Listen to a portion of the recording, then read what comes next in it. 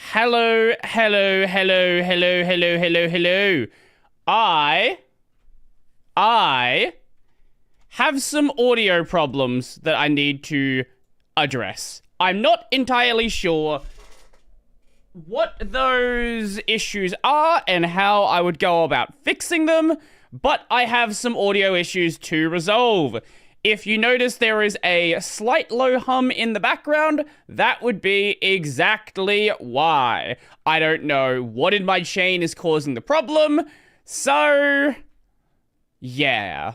It only happens when I'm speaking because I do have a noise gate. I could add noise suppression to it, but then you know what? I'm gonna try it. Let's just chuck noise suppression on for the sake of this. And hopefully it doesn't end up cutting out. No, I fixed it. I fixed it in the main channel videos. I fixed it, but I don't know if it's gonna work for streaming. So, we'll see about that. Actually, give me 1 sec. Let's try something. Okay, if I do that, and then...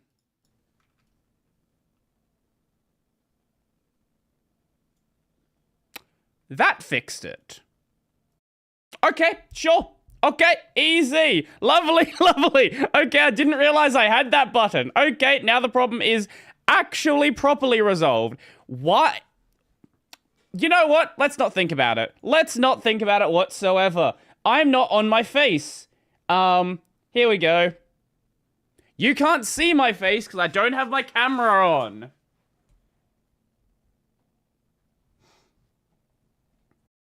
There we go, much better. So much fucking better. Complete rewrite of floor, that is also not an ESR. I do need to upgrade. I just haven't. I just haven't. Also, before I started this, so it wasn't just the audio problem that I had from yesterday. I have a different audio problem, or I had a different audio problem where my mic was way quieter than it should have been. Now, that one was entirely my own fault, and I don't know how the button was no longer being pressed. Sorry, how the button actually did get pressed. I have no idea. So, I pressed the button again, and now it's good. Yes. Anyway, let's play a bit of Khazan. Khazan, the First Berserker. Also, the fact it's rewritten from scratch, basically so is in many ways better.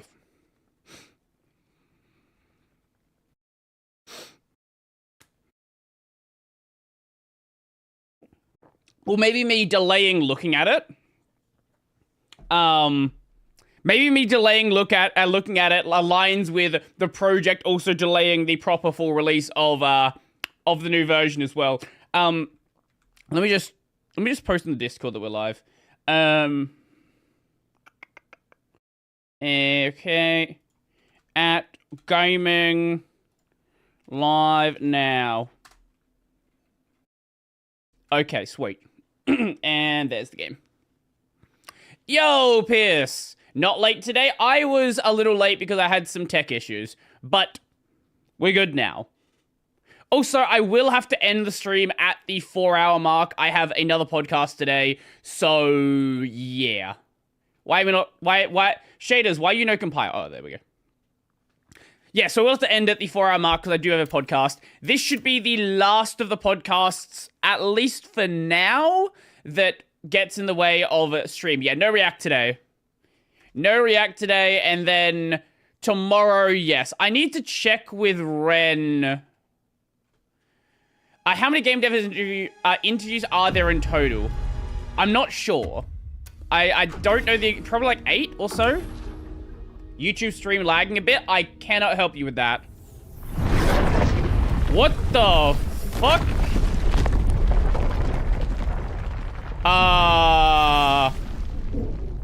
That's new. Okay. Right. thank you, Random Chinese Studio, for continuing to add little things to your game, even though it's been released for like a year now. Oh, this part's open. Is it? Yeah, this is the final segment. So after these quests are done, then we will be done with the game. Unless there's any side quests here that I missed. Also, the game feels smoother. Oh, there were some side quests I missed. The game also feels smoother. I don't know if they did a performance patch or something. Maybe.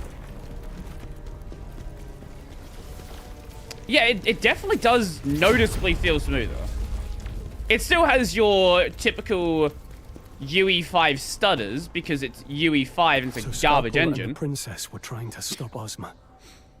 And that's why he turned. Oh, how is the audio level, by the way? Because I did mess with my actual general mic level as well, so it might be a little bit different than it was, than it would be normally. Worse than death. So I'm not sure. We need to stop him, General. It's not a matter of revenge. Also, did they fix the audio slider? If we don't, their sacrifice would have been in vain. I feel like the dialogue's louder than it normally would be. General, there's been another disappearance. Holy crap, I think they might have fixed the audio slider. After our last visit, a merchant group passed. As in, now the audio slider's changed the audio levels. We should look into it, sir. Alright. Could be related to Elaine's death. Merchant group disappearance site. Enter through the spectral portal at the crevice. Okay, so we'll finish these 2 quests, and then we have the final area to go to. Who's the guest this time? I have I'm the developer of a game called Dungeons and Dining Tables, which is like it's a mix of like a roguelike RPG and Animal Crossing. That's the one I'm doing today. Oh, I did have one that you might actually be interested in coming out soon. I had Veronica Explains on last night. That's why I didn't post the schedule for the event for this until 3 in the morning.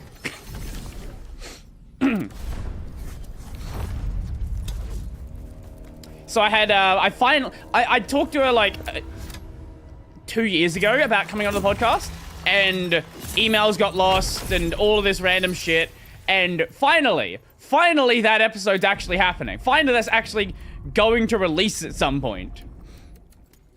Ha, 69. I don't want to change it. I lose my funny number. Stream briefly died.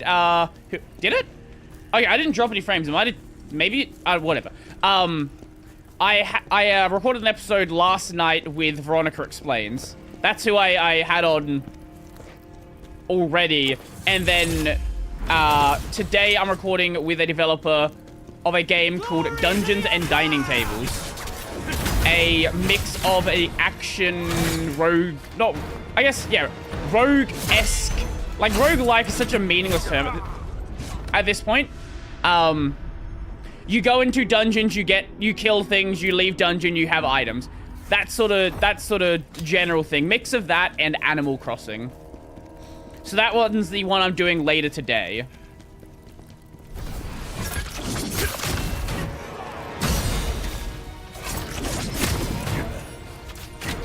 I'm not... What am I doing? Oh my... What am I doing? I'm not sure how many I've got left, because I think I've got like 2 or 3 more to queue up still. And then...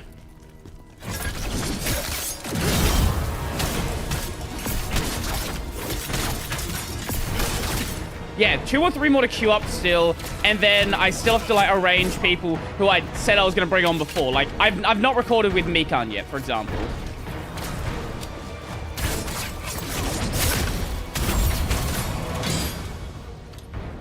So that'll probably happen after the general big queue. She uploads once every maybe month? Maybe? But probably not even that sometimes. There we go. That was a horrendous start to this area. I think our channel's only got like 80... I want to say 80 videos. I feel like I'm close. Either 80 or 79. Somewhere in that range. But honestly, we were going to talk about Linux. And I think most of the episode was spent talking about Commodore 64s.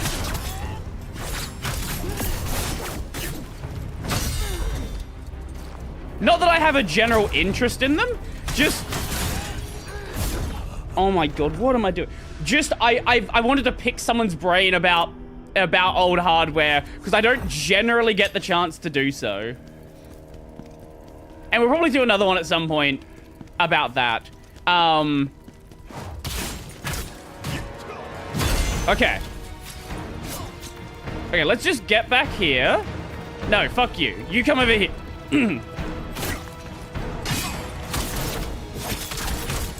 Okay.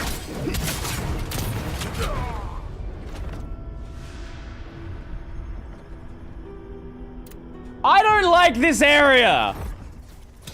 Maybe I'll take the archers out first. Maybe that's the new strategy. Thank God I'm not doing some challenge when I fucking die. It's a mix of everything I don't like. It's archers and it's fucking spears.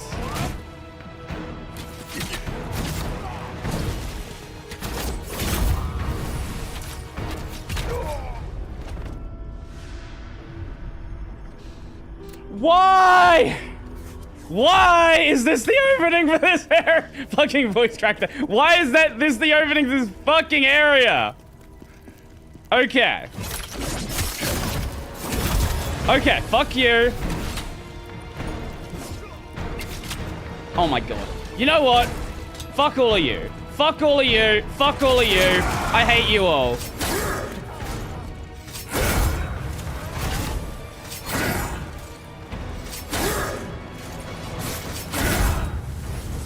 Yep, there we go. Fine. We got through there. And then you're dead. And he's doing something? I don't know what he's doing. RetroWatch was screwing up last night in Bazite. And now I reinstalled and it's working fine. I want to bash my head against the... What problem were you having? Honestly, if this is where we are for the regular enemies... I don't know what the boss is gonna look like for here if I'm playing this fucking badly. Owls, gather on the first floor. That is where we make our last stand. And we plonk. Anyway, watch Kalduhana. Waguri is going to send me to the She's Pure Sugar. I do love the show. It is really fucking good. And it's one of those series where I kind of expected it to be good. I was thinking about this last night. I have kind of like I've seen so much anime at this point. I kind of have an innate sense of what's going to be good based on little dumb things. Like, how does the promotional art look? There's like a vibe that you kind of get from things that end up being good. I don't know. It's really hard to explain unless you've seen fucking 3,000 series, like fucking anime series. But like I think I don't think I'm losing my mind.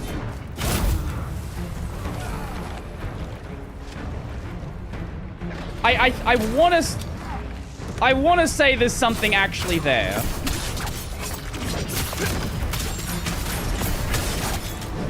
And we...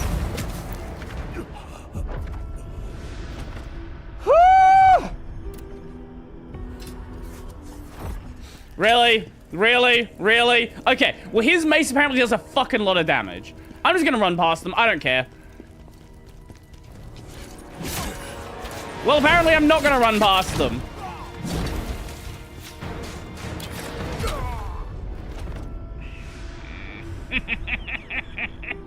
Apparently I'm not gonna run past them. Audio stutters that led to no audio, then I lose video. GPU fans to kick to full speed. Might have lost K when I had a kernel panic. I don't know. Okay.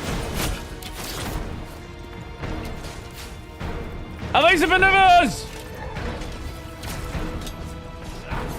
You know what, we just do this. Here we go. We just group them together, and then we just fucking slaughter them all. Good. Yep, that works. Perfect. Perfect. Holy shit, it's a rough start. You said when it was wait, Katie. Okay, I feel like I've asked before what native messaging is, but I don't remember. I'm pretty sure this has come up in conversation before, but I'm entirely blanking on what that is.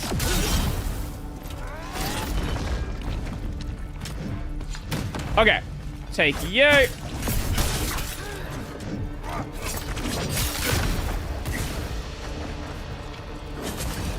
And we back away. Intercommunication between browser. Right. Yes, yes, yes. Okay, yes. It allows you to directly interact with KD Connect. To do... Are you fucking kidding me? To do what exactly? What is the use case that you want? What is the use case? How am I playing this badly? Honestly, like, I feel like I've completely forgotten how to play the game with how it's going today.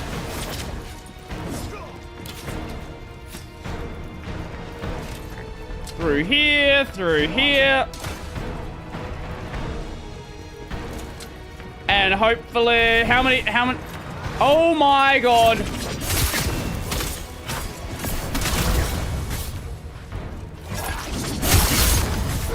Yep, that was not a good idea. Okay, okay.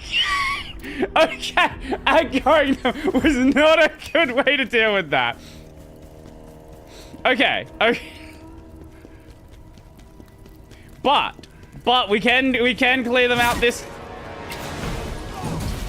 We can clear them out this time.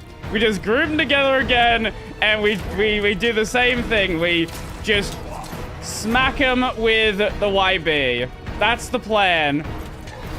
It's not the best of plans, but it's a plan.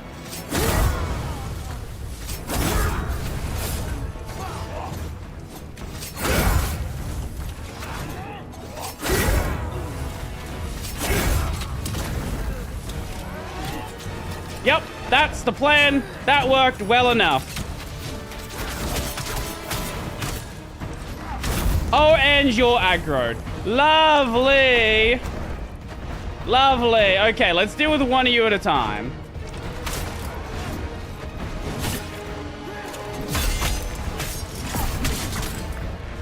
Yep, back away this corner, and then we bonk. And then we kill you. Lovely, okay. And now we don't die, hopefully.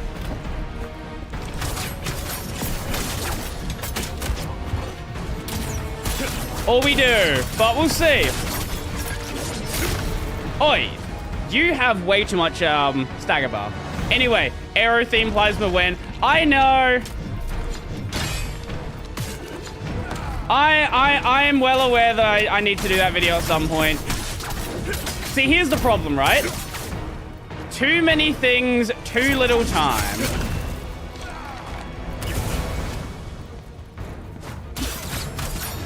That's basically the gist of it.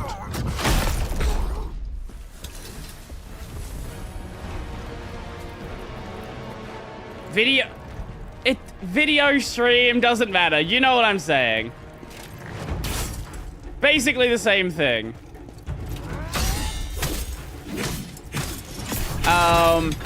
My main use case is to click open on Firefox on my phone, and it shares... Oh, that's cool.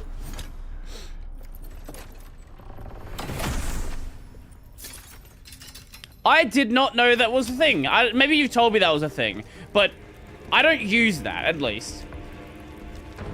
Oh my god, why is it nothing but knights in this area? My favorite.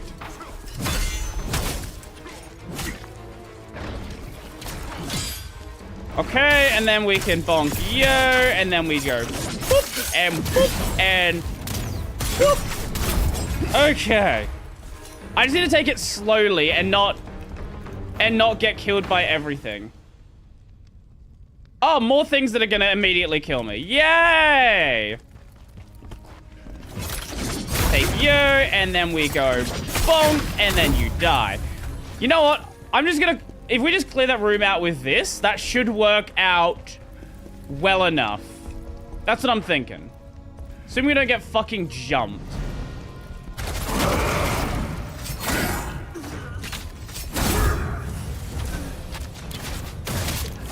And then we bonk. And then we bonk. You know what? Worked out well enough. And what are you?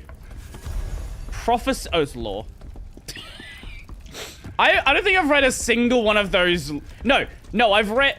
No, that would be a lie. I have read a single one of the law things. Also, why is this an invisible wall? Why? Why? Just put this, like, 2 inches closer that way. What are you doing? Invisible walls make children cry, and I'm a child. Oh, yay, another one! No, we don't. I do not want to aggro the other ones who are dealing with you. Get over here. No, fuck you.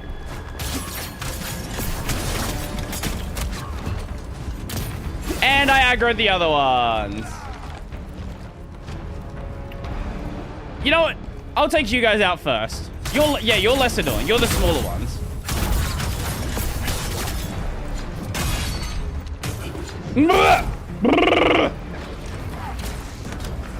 Okay. And then watch the boss of this area be like a big one of these. And it's just like, ha, sucks to suck. Sometimes I wonder if you just skip words or reading to refocus on the game quickly, or or you really did just misread what I wrote. So sometimes I don't read the words, but I know it was written. Other times I just, I do skip words. But the thing is, this happens... what? Is that not the path? This happens when I'm recording videos myself as well. So it's definitely not just a stream thing. I will say it happens more on stream. That is definitely a fact. But it is not a stream exclusive. Oh, there's a door here. Oh, that would be it. It is 100% not a stream exclusive. If I've been tempted for like an April Fool's to release a raw uncut video and just show people how absolutely insufferable it is.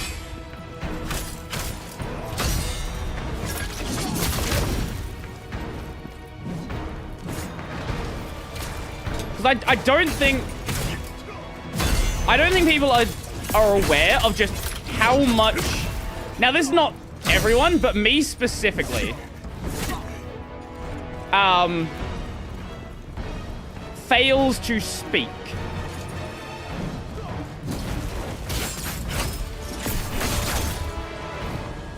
God, this is rough!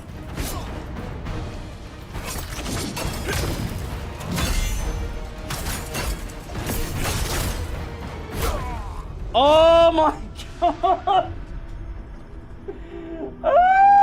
Why is there not a rest point? Watch there be a rest point, like, literally the step after this enemy. Watch it happen. I'm just running past all of these.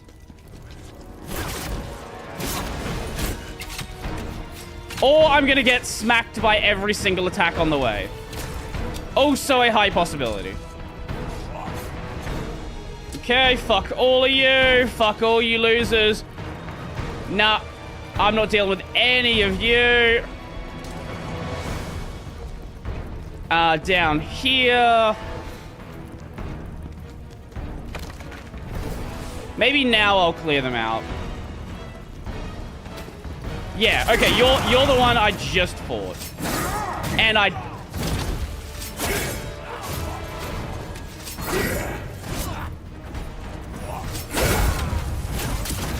this is not a good spot to be!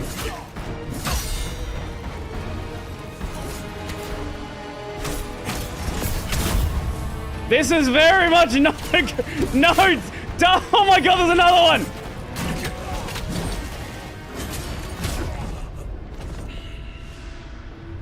Why is there aggro range the entire fucking map?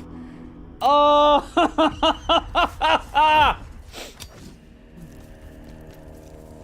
It is super bulky enemies that aggro for way too long. And I am playing horrendously today.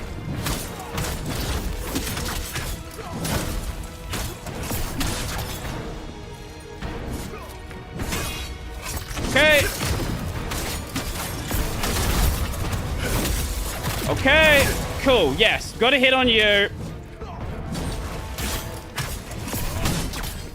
I will say that is kind of like, honestly, one of the biggest problems this game does have.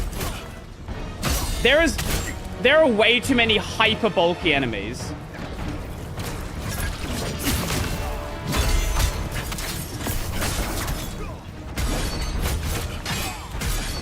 Oh, yep. Fuck! Ah! Why? This is just a side area. It doesn't even matter.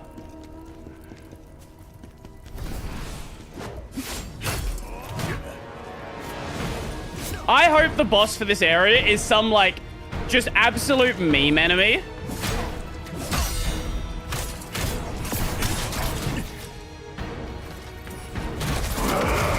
I did not want to use that there. Hello, welcome to fucking hell. Where we have a zone that is nothing but the most annoying fucking enemies possible. And have a fucking infinite aggro range. Because of course they do.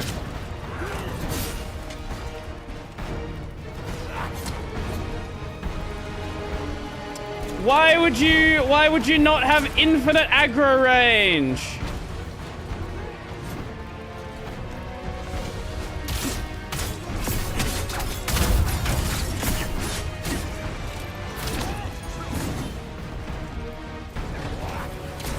Yes, I will play every Souls-like I can find.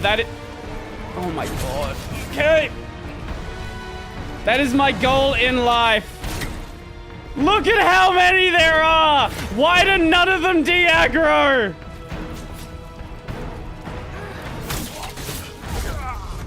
Oh my god.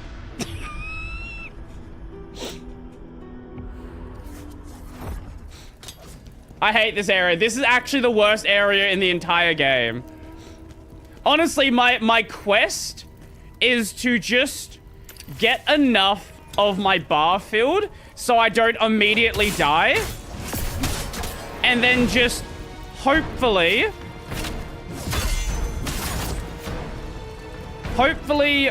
be able to take everything out before I get cooked. That's how legitimately how we're going about this. Okay, do your thing.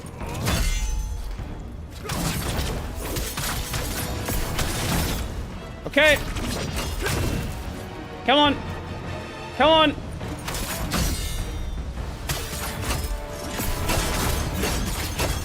I'm just like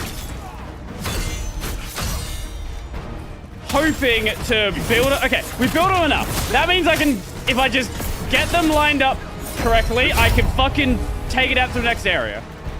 Why do you always have audio crates on some of your videos? Pipe wire sucks, that's why. Pipewire has lots of fun audio capture issues, unless you have really overpowered gear. If you ever have any sort of micro stutter, you are going to hear it in the audio 100% of the time. Okay.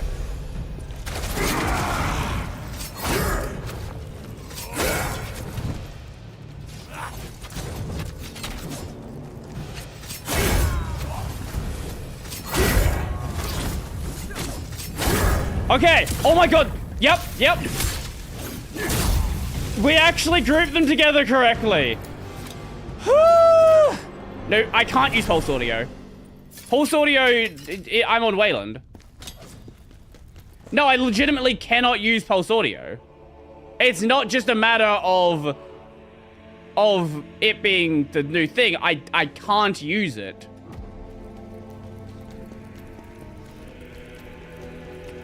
I do have some things I need to try out that might work better, maybe.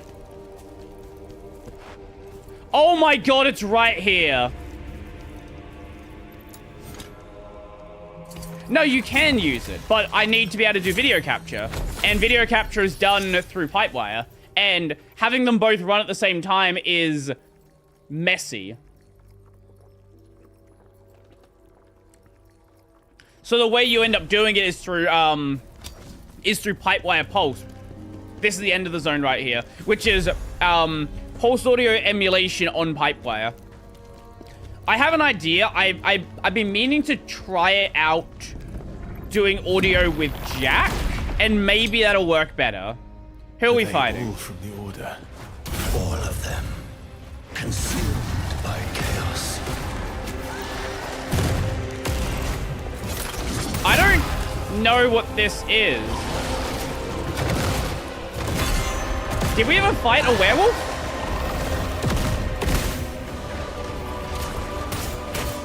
I don't think that happened.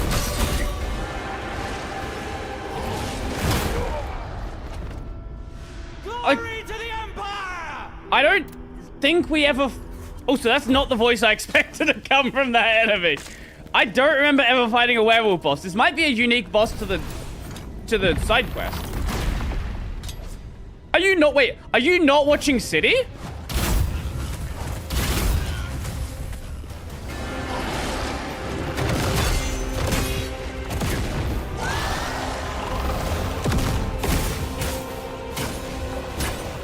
No. You just missed the, you missed the first, hey, by the way, this is a Nichijou Spiritual Successor episode. It was a bit of a fucking weird one.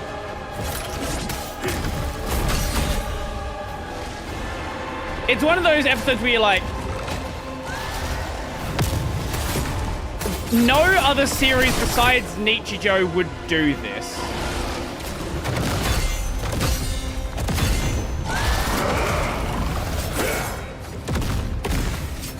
Yeah, that was just one part of the episode. It's been more than just that.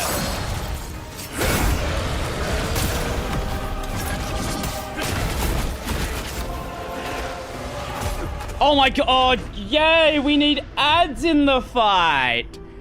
Oh, yay! Let's have fucking ads. Why not? Why would we fight a singular enemy when we can make it a fucking group fight? Oh, that's great. I would say last week was kinda very Nichijou as well.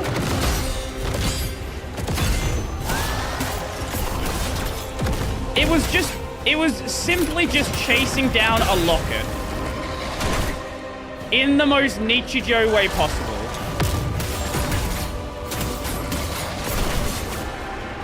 I don't like you. I don't like you at all. This is prime. I am gonna play badly today. This is everything wrong with my gameplay today is gonna be seen in this fight. Reacting to everything way too slowly. Or way too quickly.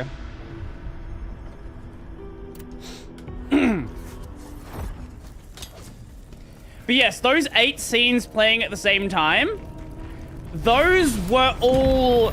Okay. So, okay, there were parts of those where they were just like, hey, we're just looping the same thing over and over and over again. But, like, there was story progression happening within those scenes.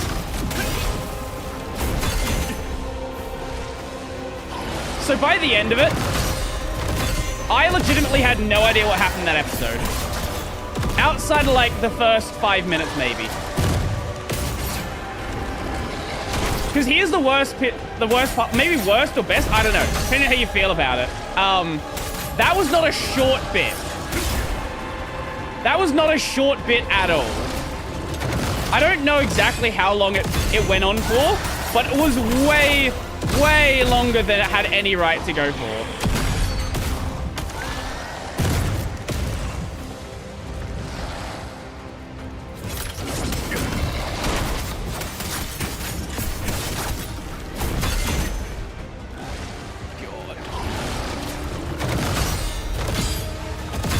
Okay.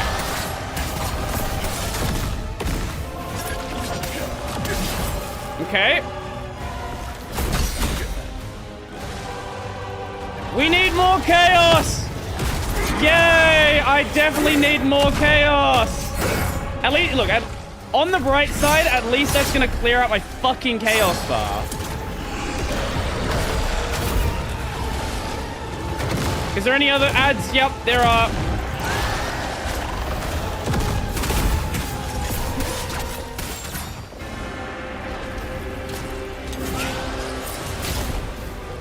God!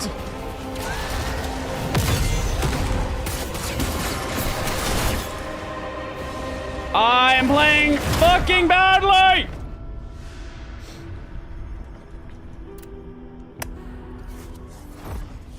At least on the side quests, you usually don't have the, you usually don't have 2-stage bosses. So it's just deal with this bullshit and then it's dead. Okay.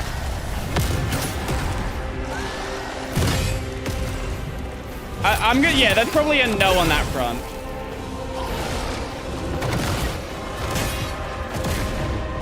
Why is the timing so bad? Do you use QPW graph? If so, what do you use it for? I heard you mention in one of your videos. When I'm playing on console, I use it to route my console audio into Pipewire. What am I fucking doing?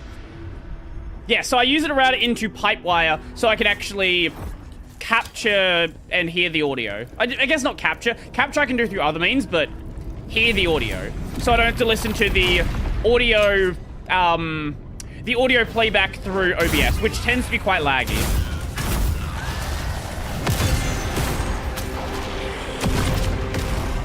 That's the main thing. There are some other little things I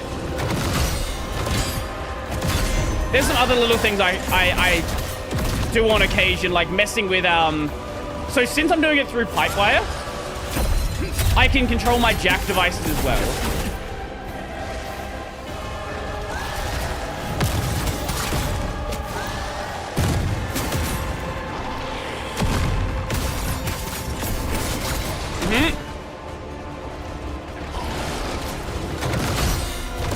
Okay.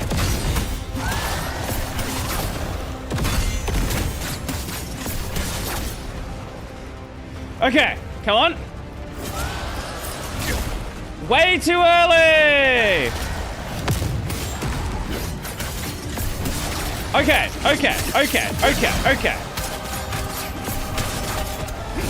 And then we do that, and then we do that, and then I do that, and then we go bonk, and then we go bonk, and then we go bonk, and then we go bonk, and then we just cheese the rest of the fight out, and we win. That's the way you do it. Well, it's jack through Pipewire. So Pipewire jack. Unlike Pipewire Pulse, basically jack emulation on top of Pipewire.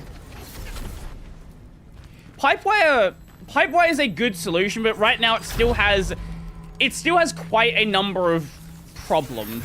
Notably, the audio capture side's the main problem.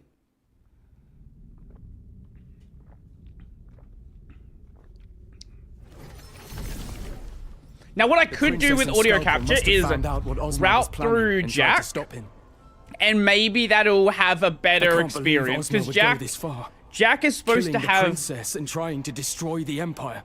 More in the way of audio guarantees, which is like the main reason you use Jack. Audio latency and audio guarantees. Hey, Brody, how are you doing? Software libre. Okay.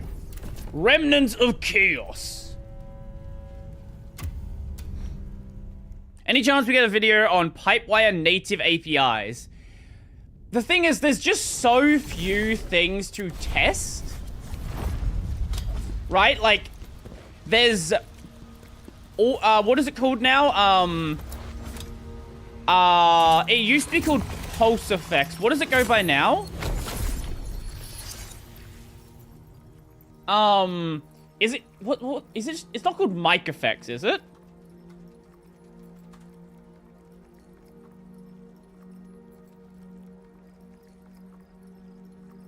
I thought, wait, no, I thought it renamed. Easy Effects. Easy Effects is the project, yes. So this used to be a Pipewire application. Now it runs through native... used to be a Pulse Audio application. Now it runs through native Pipewire. There are just so few things that do native Pipewire. Oh, yeah. Yeah, I used the Bliss wallpaper, by the way. That's one of them. I don't know of... Like, OBS doesn't have Pipewire mic capture yet. It still does it through Pulse Audio. I need to see for myself.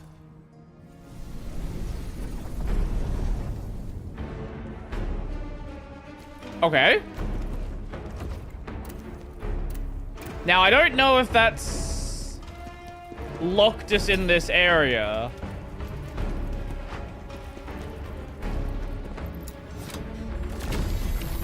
Oh, is this gonna be some... Oh God, please let me go. Oh, please don't experiment on me. Oh, it's gonna... Yeah, it is definitely gonna be one of these. It's gonna be like a... Wait, maybe it's not... Okay, maybe it's not rounds. Maybe it's just hordes. Hordes are fine. We can do hordes.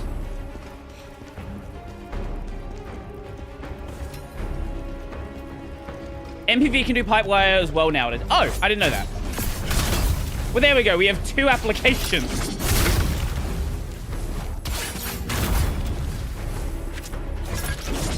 But like most things that you might want to be using are still using Pulse Audio, or they were always using Jack, and they're always going to use Jack because it's Jack.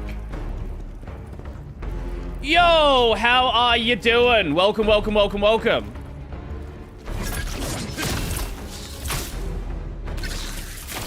This is the perfect thing for me today when I'm playing badly. We have to fight a bunch of enemies. We cannot move on without it. Oh, is that it? Oh, wait, I thought it was going to be more. Wait, is that actually all of them? Nope. Okay, okay. Oh, it's just a big spider.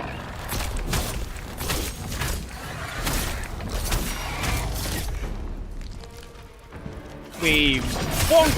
How did I not get hit by that? Well, I guess that made up for it. Pipewire Pulse is even worse than X-Whale in this regard. Pipewire Pulse is good in terms of compatibility. It's really good in terms of compatibility. The problem is it tends to introduce a lot more issues. The issues are a notable issue. The issues are a notable issue, yes. That's a sentence that makes sense.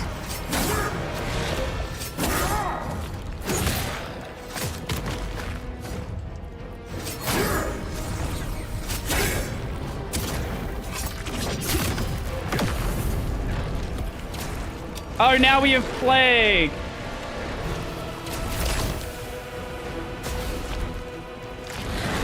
Okay. Oi! What the fuck was that? Come on, move!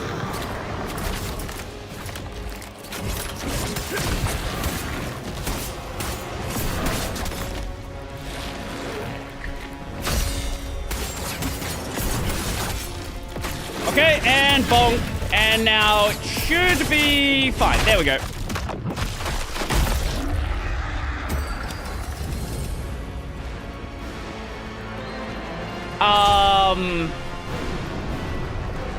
Yeah, but you can't just use it directly because there's a lot of applications which sadly do not support native pipewire yet. Like OBS doesn't, Audacity doesn't, most applications you want to do audio with don't, at least on the production side. Maybe it's better on the consumer side, I don't know.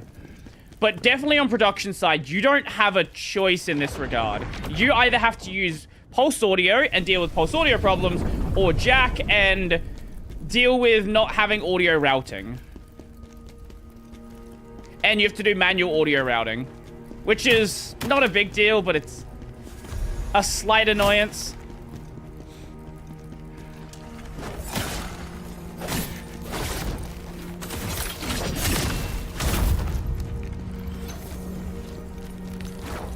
Like, honestly, that is the main issue with Jack.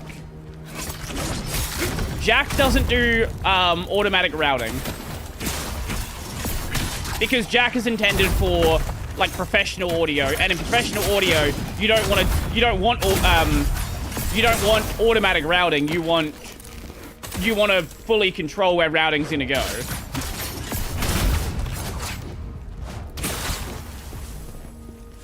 I don't know if there's like a technical reason why no one's ever made auto routing for Jack. Well, I'm not serious about audio, and Pipewire suits my needs. Oh no, again, on the consumer side, Pipewire is great. I don't have any issues on Pipewire for listening to audio.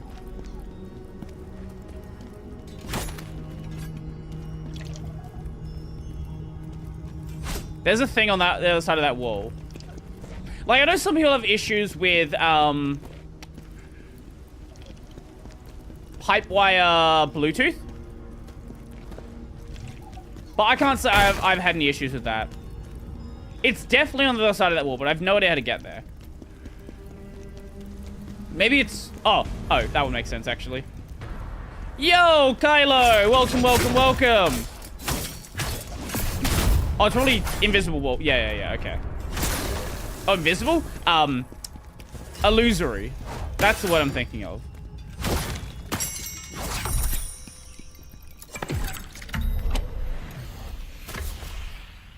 Shouldn't GTK/QT target Pipewire directly at some point?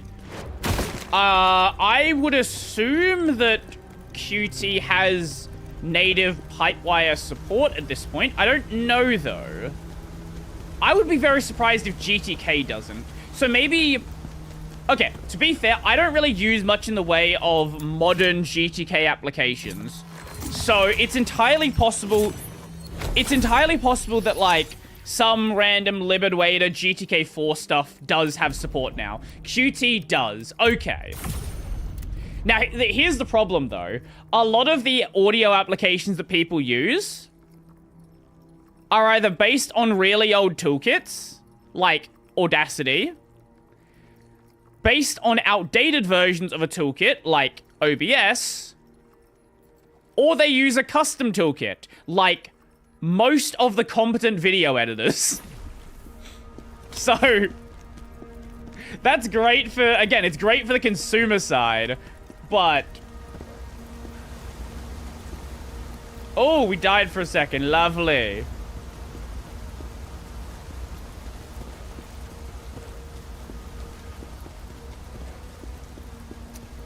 Hello. Are we back? Hath we returned? Bro needs to run the real-time kernel.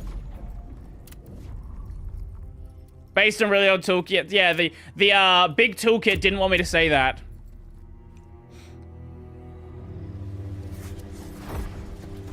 Oh yeah, I forgot that was sent to me. It definitely would be worth looking at. I just didn't get to it because I had other things I wanted to talk about this week. Ah, that's where it is. Okay. Bonk. Okay, sweet. We got soulstone in this area, and that should be everything we want to collect. What was I saying? What was I saying? Oh, a lot of audio applications are based on old toolkits. It's either old toolkits, custom toolkits like DaVinci Resolve, things like that, or it's old toolkits. Oh, sorry, like full old versions, outdated versions of modern branches, or custom ones. So that's great and all, again, for consumer side, but for the audio professional audio work side. Oh, hello. This? A fresh test subject? Wonderful. She has no stamina.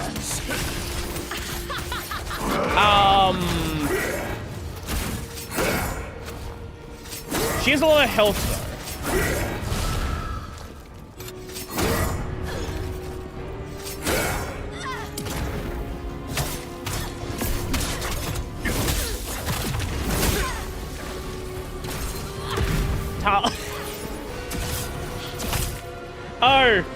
Speaking of that, did you see? Have you seen the anime trailer we were talking about the other day? Petals of Reincarnation. What's new with me? I'm playing badly today. That's what's new at the moment.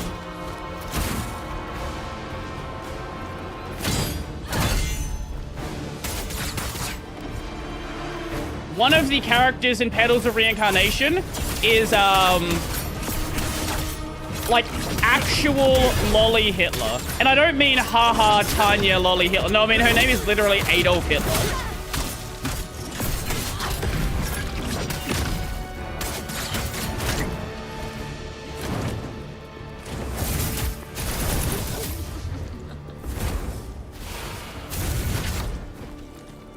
You know, we're just gonna cheese the rest of this. I don't want to deal with it. So, basically, I guess people got reincarnated or isekai'd or something, and they have to, like, fight each other. And of the... I had a look at the wiki, and of the, like, evil characters that got reincarnated, do you want to know who's still alive? Hitler and Pol Pot. Every one of the other antagonists has been killed at this point, except for those two. I should have expected Ozma was behind this as well. Do you want a good anime to go watch? That's airing right now. Go watch Nukitashi. I found this in the Go watch it in public. Make sure your family's around when you start watching Nukitashi. I'm sure they'll enjoy that. I owe you my life.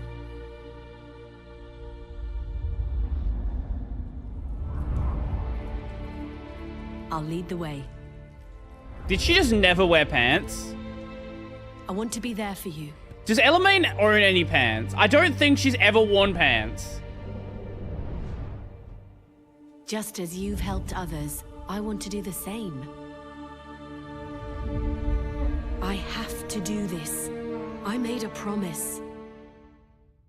Another crime Ozma must pay for. So let me just explain in Nukitashi. So it's based on an eroge, so that should set you off immediately on where this is gonna go, like, or how cooked this is gonna get. But it is basically the opposite of Shimoneta, like the polar opposite of Shimoneta.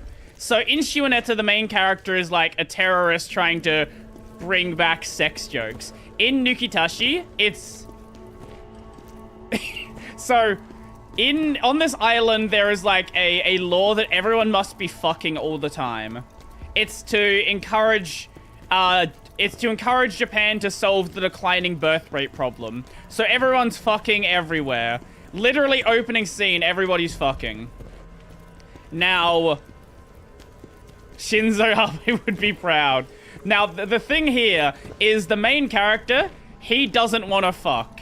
He'd much rather masturbate, and he wants to only have sex with someone who he truly loves. Also, he makes his own custom owner holes. He like has a 3D printer and makes molds and makes owner holes.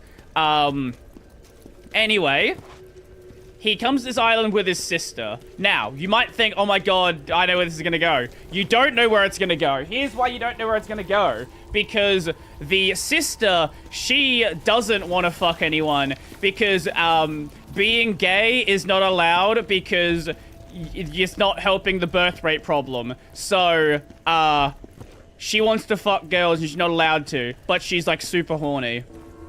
So, there's also this other girl who is regarded as the biggest slut on the island. Turns out, she's actually a virgin. And just, like, has gaslit everyone to thinking that this is what she does. They all join a terrorist organization in the attempt to overthrow the everyone must always be having sex law. And, yeah, that's pretty much where it goes. The main character uses the owner holes and uses the eggs as weapons. In the opening, there is a parrot. I cannot show it to you, but there is a parody of Unlimited Blade Works where there's dildos everywhere. This is a real anime that exists. Again, I cannot show any of this to you. Oh, also, it is airing on, so it's airing on ATX because, of course, it's going to air on ATX. For some reason, I don't know why, but TV Tokyo picked up the license. And I can show you this. I don't know why they did this. Is this actually spicy anime or not? The opening scene is like 30 people fucking in public.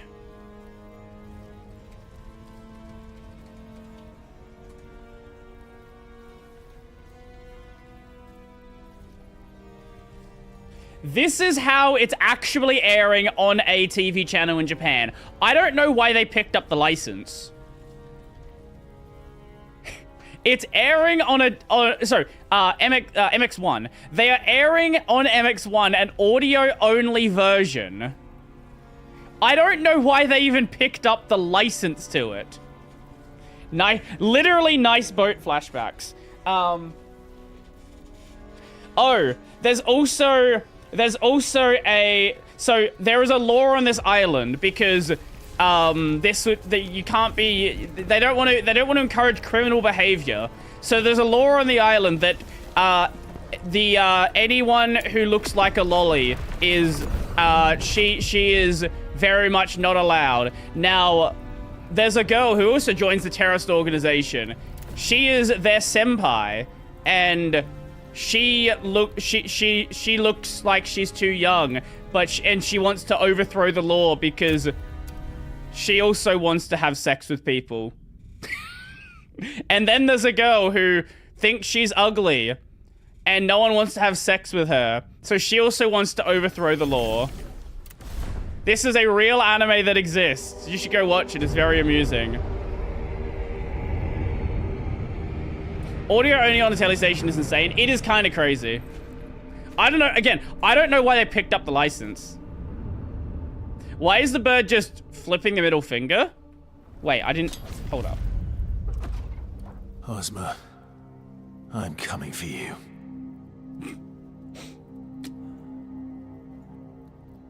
It kind of does look like that, doesn't it? It kind of does look like that.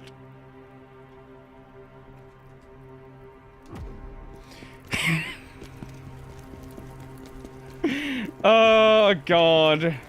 Anyway, anime. Anime is a thing that exists. You should go watch it. It's very fun. But speaking of things that are actually good and not just a meme series, do actually go watch Kalduhana. It's very good. Kalduhana is actually, like, cracked. It is a cracked series. No meme, actually really good.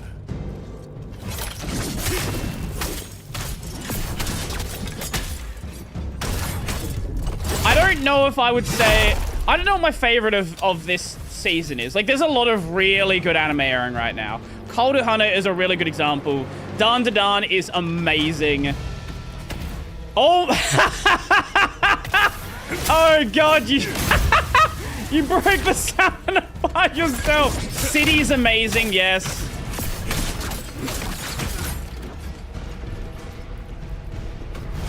We cannot forget about Shitty the animation.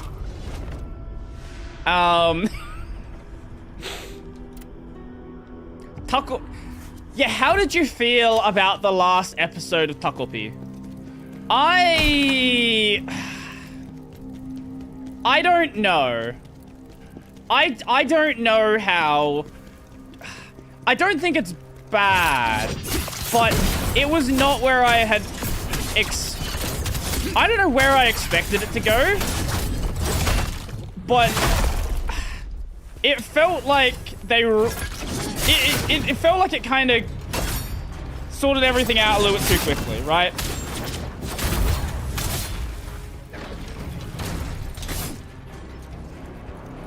Like, it was kind of expected it would go happy ending. But...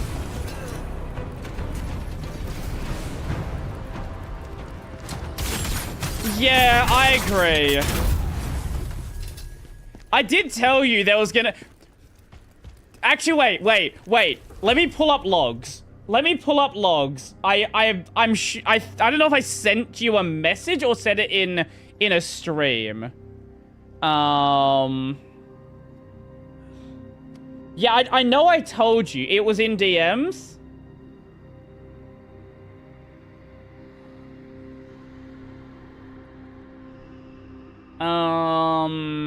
Where is it?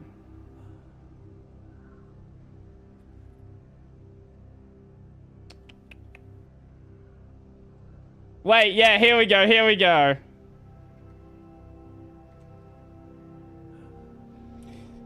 So, back in July, I fucking called it. I wonder if there's going to be some reason that it works again, or if we're actually stuck here. I fucking said it was gonna happen.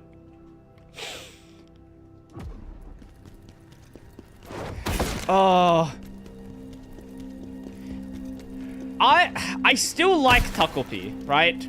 I still think it's amazing, but I do think that ending really... it really took away from... oh, sorry. There we go. It didn't break, I just forgot to re-enable it. It really took away from what I think the series was going for. Honestly, my hope was that Takopi was gonna, like, actually... was gonna end up killing her. That was my hope. This was once a great city, full of life. And I don't really like how Azuma was handled. Because it was kind of just like... I guess we just kind of forgot about him, I guess. It's like, yeah, Azuma's happy now. He's gonna go do stuff with his brother. Like, that's pretty much what you got. And I don't know, man. Like, it's... again, it's not a bad series. I think it's a really fucking good series. But there are so many amazing series out there held back by a kinda lackluster ending.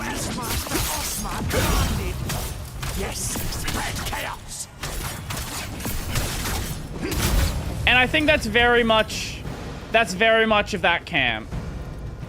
It's a really good series held back by a kinda lackluster ending. Oh, something I did hear a lot of good things about. I don't know if it's actually good, but it's another like really fucking popular new gen. I was expecting a reality check ending where the characters had to live with the consequences of what they did. Yeah, either that or Takupi just actually like trying to clean up his problems. Actually just going on a fucking psycho rampage and just getting rid of her. That's what I had hoped for. But sadly it is what it is. Right, as I was saying, popular Shonen Jump series, that's getting an anime. Akane Banashi. Apparently it's really fucking good. I have not read the manga myself. I just saw a lot of people just hyping up the fact that it's actually getting an anime. Because it started, I think it started maybe a year before. So there are like weird things that happen within fans of Shonen Jump series. In like, what the fuck are you doing? In like Kagurabachi forums, it was getting a lot of hype early on when people thought that Kagurabachi was gonna get cancelled. People didn't like, people were kind of like memeing it into being popular before it was actually popular. So there was just like, let's hedge our bets and also talk about Akane Banashi.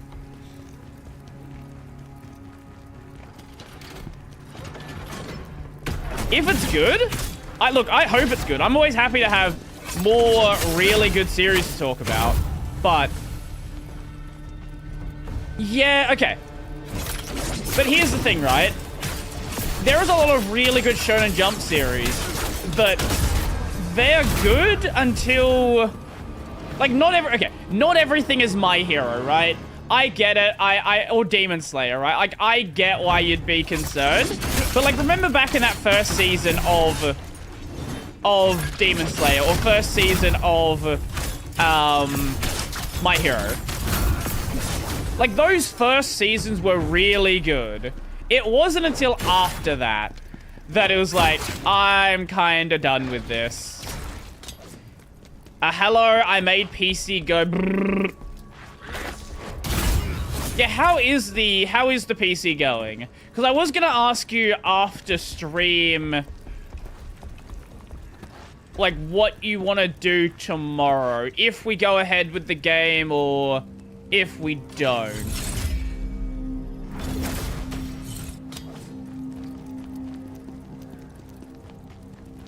Do you know how to make modding games inside Proton where you install an application easier? I know Proton Tricks exist, but launching an application installed for modding the game can be troublesome after the install. Most of the games that I mod are drag and drop files. I can't really comment on any, like, mod installers.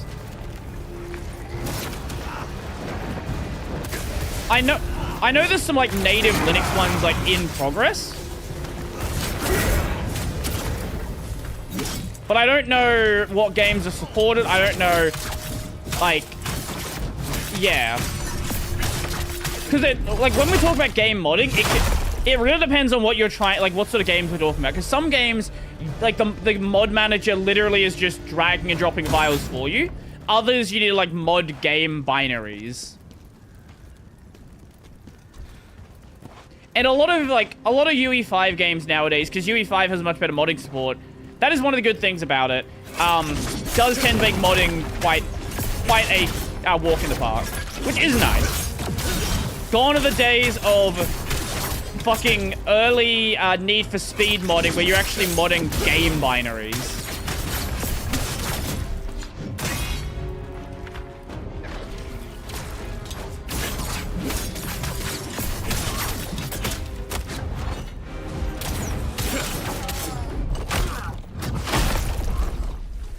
Modding binaries are good with a hex editor? Yes, but it's very prone to breaking because you're literally modifying the game code.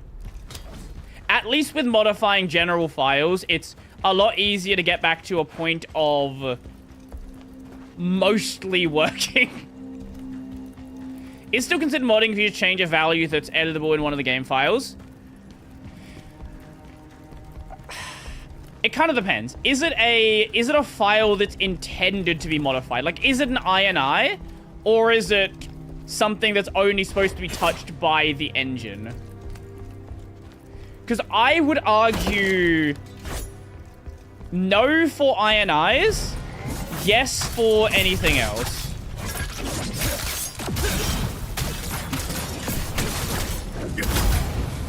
I edited one of the... Okay, Hades is an interesting example, because Hades is a wildly easy game to modify. Because, like, isn't most... Sorry, I think of Hades or another game where everything's just controlled by Lewis scripts. I think I'm thinking of Hades. Hades is Lua, yeah. Yeah, like, the line gets really blurry when you have a hyper-moddable game like that. So... I don't know, I would say you're... Okay, here's I think a good distinction. Are you modifying something that the game intends for the user to be able to do? Or are you modifying it to do something new? Or something outside of the realm of normal? I would say increasing drop chances is well within the range of modding. But that's just me, right? Like, I'm sure different people have different definitions of what they would consider modding and not modding. I think both Hades games do Lua files. R2 Modman supports Hades too. Yeah, because the game's fucking easy as hell for mod.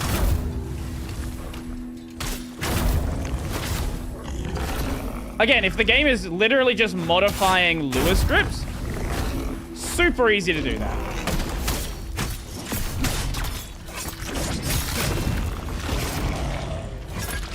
Bonk and a bonk and a smack your cock and a bonk and a bonk and a smack. Nope. Right out of stamina. What is that? R2 Modman's just like a generic mod application. It's like a mod manager application. It lets you save like mod presets and then send people a link and it downloads all the mods. It's just a convenient mod manager. That's pretty much it. Yeah, I pretty much only use it for some of the stream games that I've done. Some of the, I guess you would call them streamer slop games. Like your, I'm fucking blanking on the name. Repo, that's the one.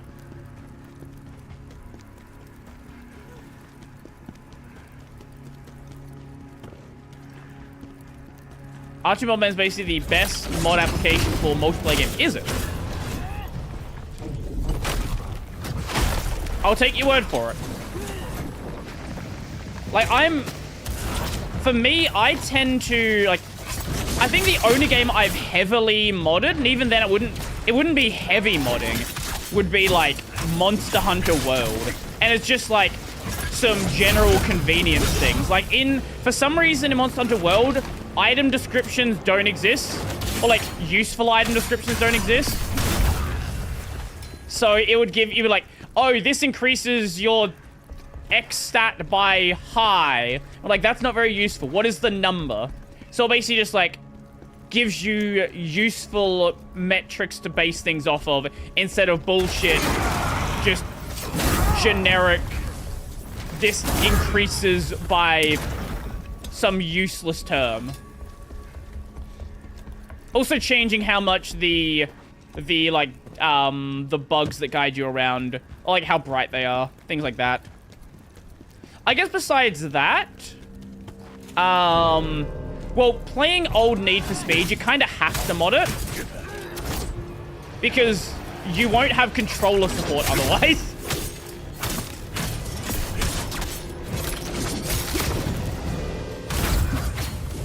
And also making the older games run in widescreen.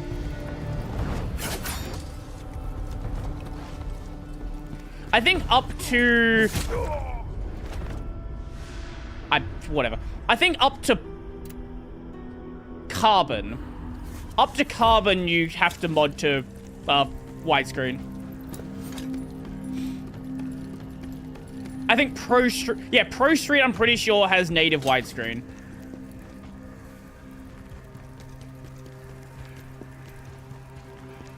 What's the best bet for a PS1 FOSS emulation now? Duck Station before the license change happened. Honestly. Or Swan Station, which is the same, basically same deal. I mean, best future.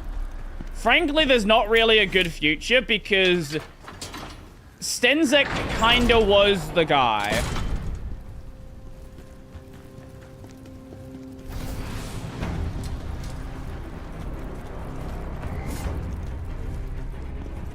And that's a real problem you see in emulation scenes.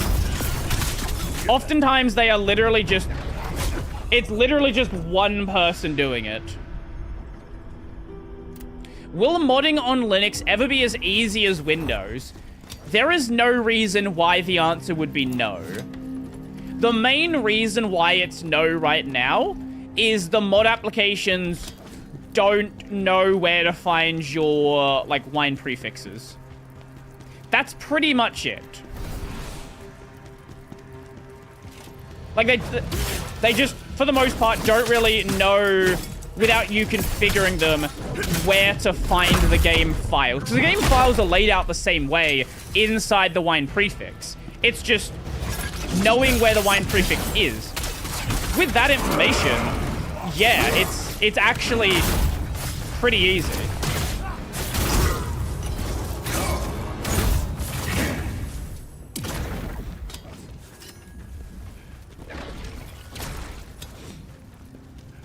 For PS1, I swapped to Mednafen. Yeah, Mednafen right now is the only one that is actually being properly developed. The main issue with Mednafen is it is, at least right now, more focused on emulation accuracy.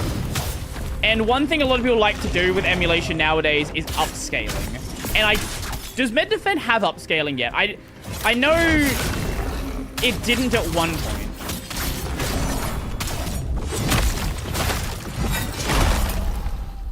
But with upscaling, you can upscale it through, like, you could chuck it in GameScope, for example, and do like integer upscaling like that.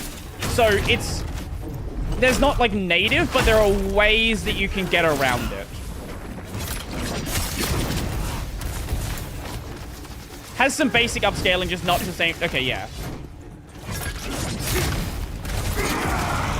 What?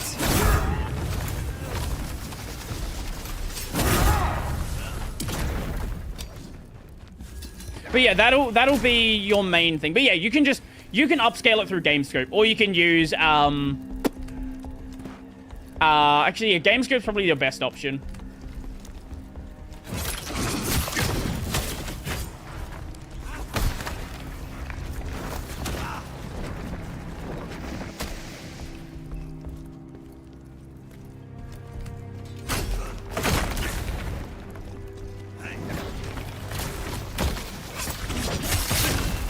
The only game I heavily mod is a Mega Man-like game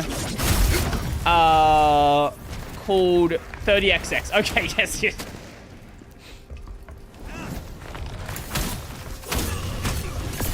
It's been a while since you mentioned that one. Oh, Twitch chat broke. Let me fix that.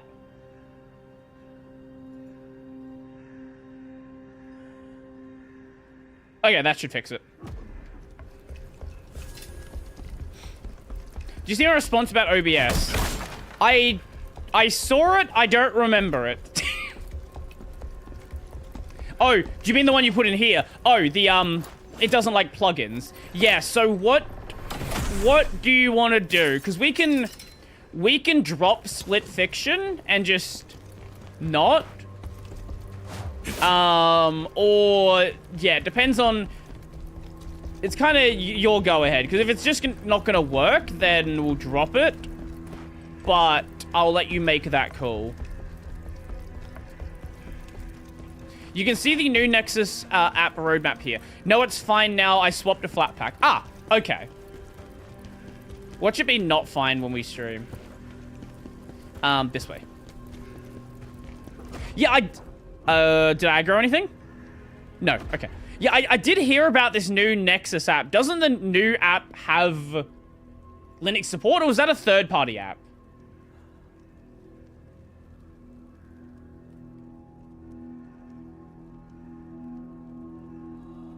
Oh, it's literally just the Trello board. Okay. Yes, it has Linux support. Well, there you go. There you go. There's somebody already trying to solve the issue of Linux modding.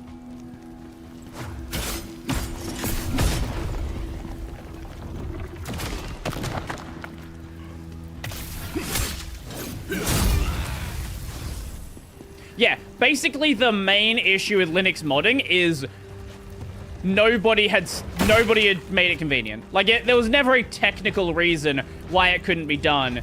It was literally just nobody had done it.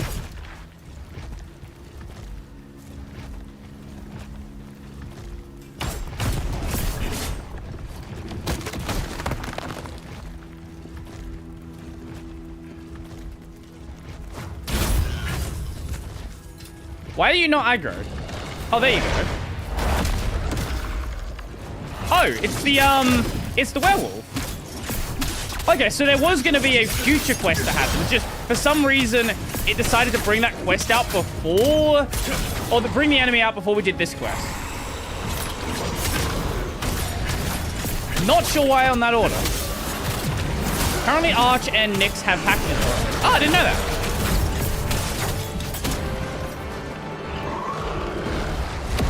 Again, I don't do much in the way of modding, so... For me, I just hear about what's happening in the modding scene every, like, couple of months.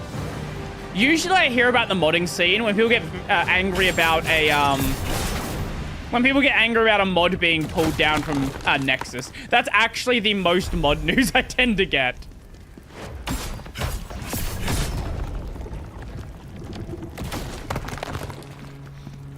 Yeah, that's gotta be a problem with... Surely that's got to be a problem with the Nobara build of Flatpak. Because that does not make any sense.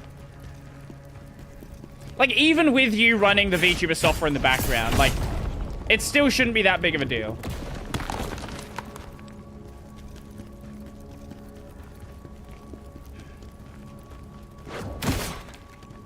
I don't know what his reason is for saying don't use the Flatpak. I don't know. I've never asked him.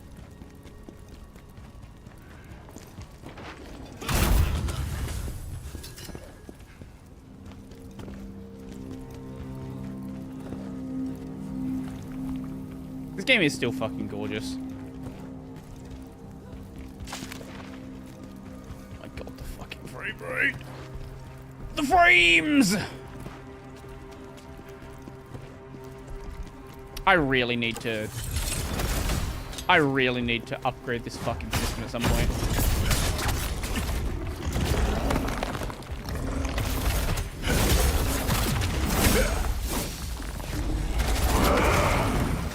I keep saying we're gonna do it, and then I keep not spending the money on it.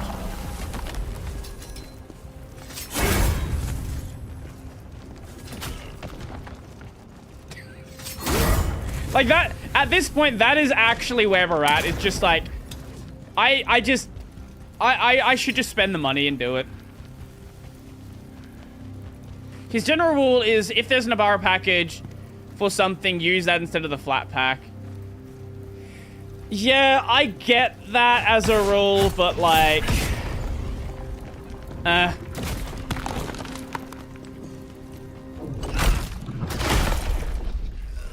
Hydrogen is just so expensive here in Brazil. I get it, yeah. What are you currently running?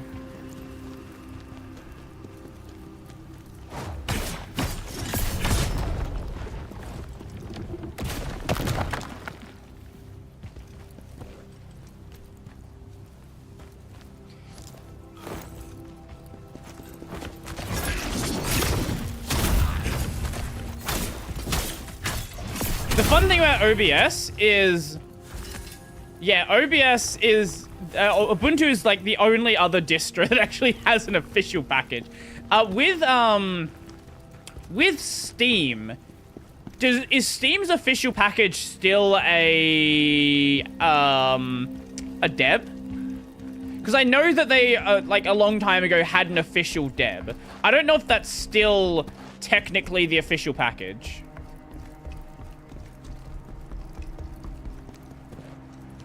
I believe it's still a deb. It is.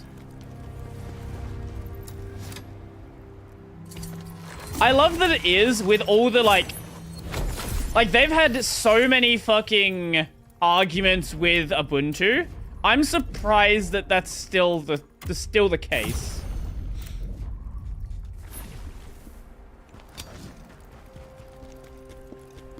I don't know. I'm sure there's some... honestly, I think... I would not be surprised if the reason is they just don't care enough. Because they know that nobody's using the official package anyway. So, like, we have the build pipeline for this. We're just not going to change it. What I would like from Steam... Honestly, what I would like from Steam is an auto-updating app image. That's what I would really like. Because that is a thing you can do.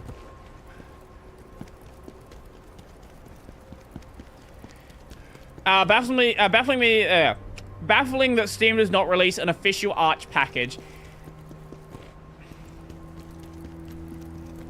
Nobody really installs third-party Arch packages. That's kind of the main reason. I guess they could make... You know what they could do? They could make a third-party Arch repo, and then you can just download the package from that. That, I think, would be the best option. Because nobody, like, manually installs Arch packages. That's just not a thing that people do on Arch.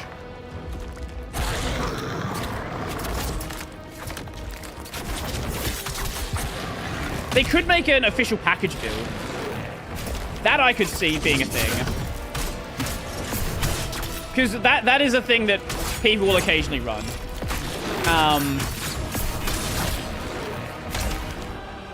But like make a third-party repo like you'd make like a PPA. That is a pretty common thing on Arch. Like that's how the chaotic AUR works, for example. I guess it's kind of like an Arch culture thing. Like there's no technical reason you couldn't do it. It's just not the typical Arch way of things.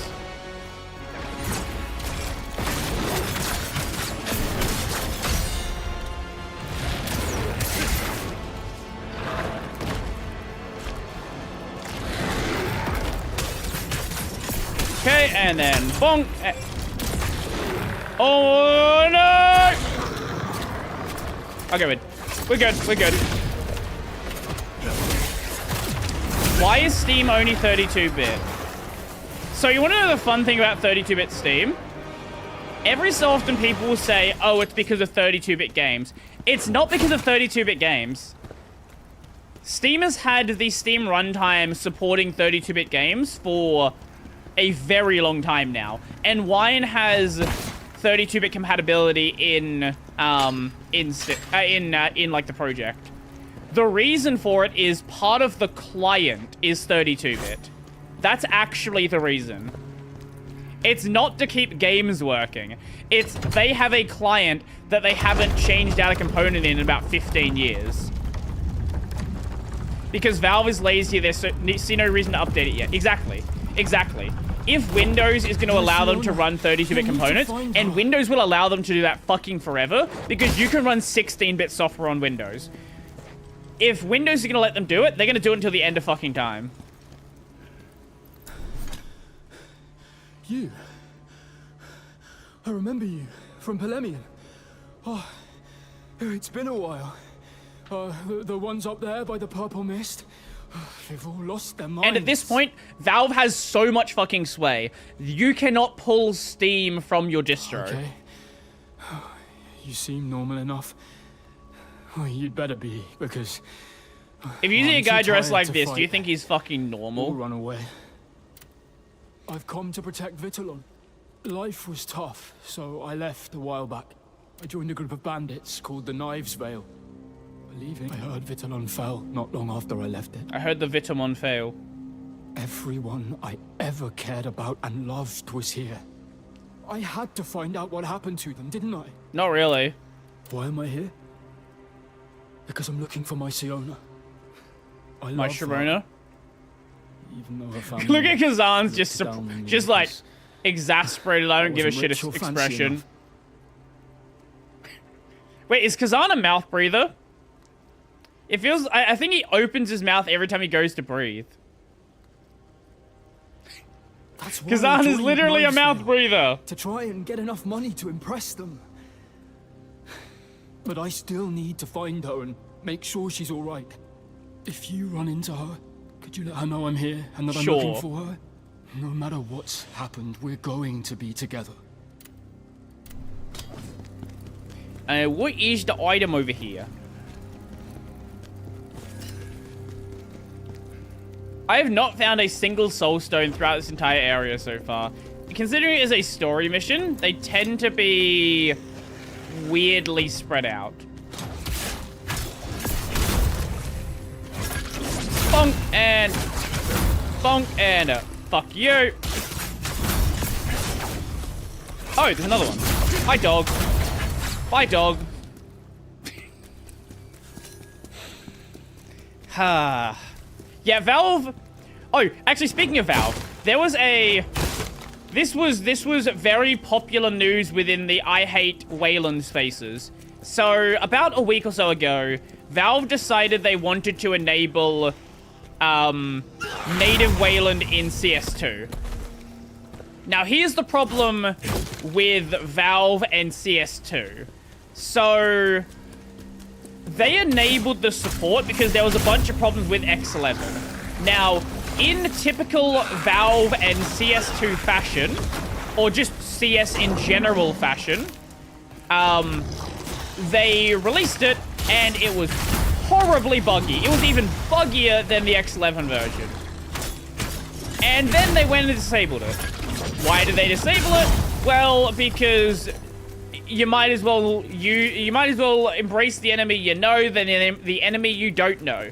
But this was big news in the I Hate X11 space. It's like, oh my god, see, even Valve can't get Wayland to work. It's like, no, the CS2 devs are just fucking lazy, and it is well known that they like to ship out patches and not test them whatsoever.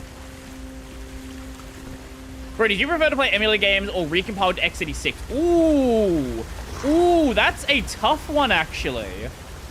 Because if you'd ask me native games, emulator games or native hardware games, I would say almost 100% of the time, except cases where either emulation doesn't work properly or, you know, there's some other problem like that. I would say emulated games over native hardware games. However, when the question becomes emulated versus recomp,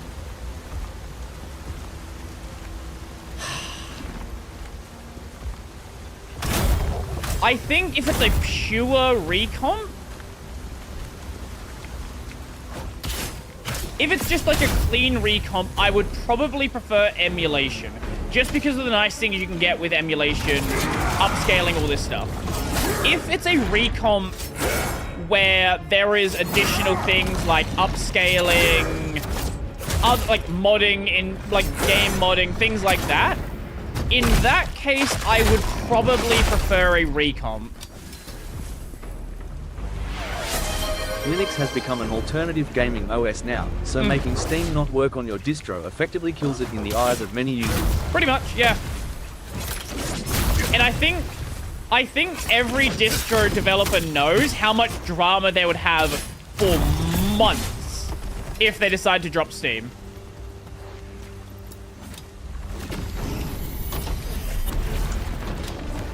Because they know that I'd be making a video about it, and I would not be the only one. I would be the nicest one about it.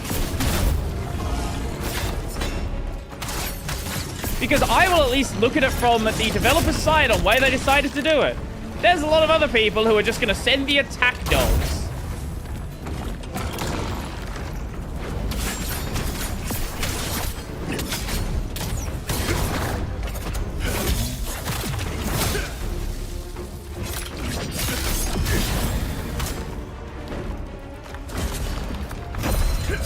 Okay, I'm surprised I got that.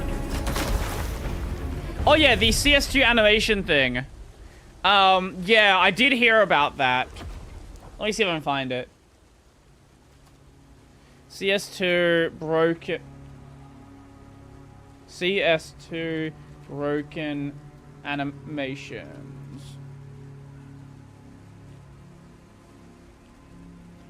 You can find a video demo.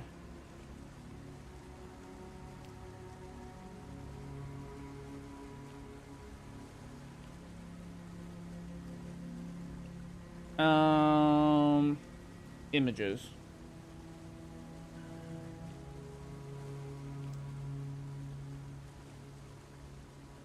I don't want to fucking open a TikTok video. Here we go. I would argue that Gardner would be one of the nicest ones about it. I don't know.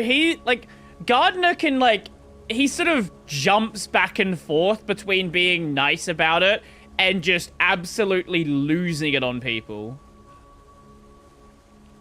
Valve just dropped the biggest update of the year. To start with, they've completely overhauled all animations, so we're talking God, this is the most zoomer video ever. pull-out animations, reload animations, and I'll make a separate short going over all of them, so make sure you're following for that. And guys, knives are not safe. Not only have they ruined the bayonet, the karambit, as well as the butterfly. Okay, this isn't even the animations being broken. It's just CS people being angry about them changing. There actually were just broken animations where they just clip through your hand.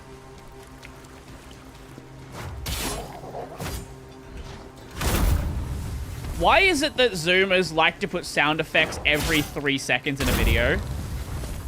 I don't get it. Like, have you ever watched a young Zoomer YouTube channel and it's like, so today, boom, boom, boom, boom, boom, we're gonna play, and it's just like, can you just chill? Just say the thing you're gonna say without the sound effects. Negative attention span. It's like, hey, pay attention, jingle the keys, jingle the keys. Unless you hear sound effects every 2 seconds, they just fucking leave.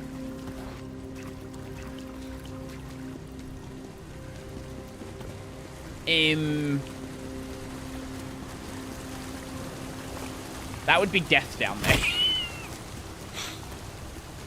I don't know, man. Every time I hear sound effects like that on a channel, or if I hear the TikTok announcer voice, I just block the channel. I don't think it's a Zoomer exclusive thing. I used to watch Jacksepticeye, and he basically has that same energy. Yeah, okay. Maybe it's just general content made for, high schools and high schoolers, middle school and high school, in that general age range. I feel like it's gotten worse though, right? You remember it being kind of a meme, the MLG Call of Duty videos. Initially those were a serious thing, but very quickly people started treating them like the joke they are. And it's kind of the same deal, but that was very quickly not a thing that people weren't doing that in, normal videos, right? They would do it for a bit. It would be like, hey, here's haha funny MLG noises. But it wouldn't be this continuous thread throughout the entire video, I guess. Maybe this is just me being old. That's honestly what it probably is. Old Zoomer doesn't understand young Zoomers. That was really fucking close. Let's put jumps in a game with no jump button. Oh my, holy frame rate.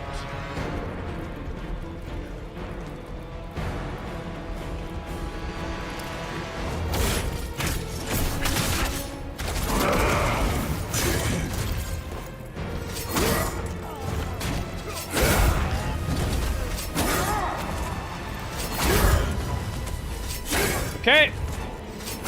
And there we go. Yeah, there's definitely that. It's like, I've heard a lot of people make arguments that YouTube Shorts never should have been part of the YouTube application. They should have been their own dedicated thing. And I get why YouTube did it the way they did. Because look at Threads, for example. If Instagram added Threads as a feature to Instagram, Threads would have done so much better than it being its own dedicated thing. And that's kind of what YouTube was worried about. If they had a short app, it would have been downloaded way, way less, at least initially. Maybe it would have popped off, but it would have been a lot harder of a sell. Oh my god, why is the frame rate so low out here? Watch out! Let that purple mist touch you, and you're as good as dead. Oh, it's those particle effects. Can we turn those down?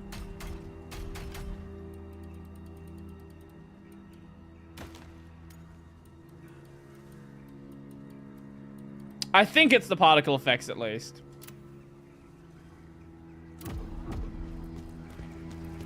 Seems smoother.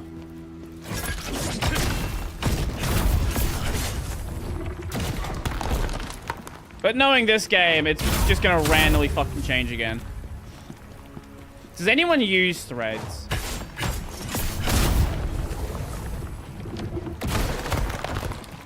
No. So if you have an Instagram account, you have a Threads account. Actually, better yet, if you have a Facebook account, you have an Instagram account. If you have a Facebook account, you have a Threads account. The law of transitivity. I don't know if it's available in every region, though. Yeah.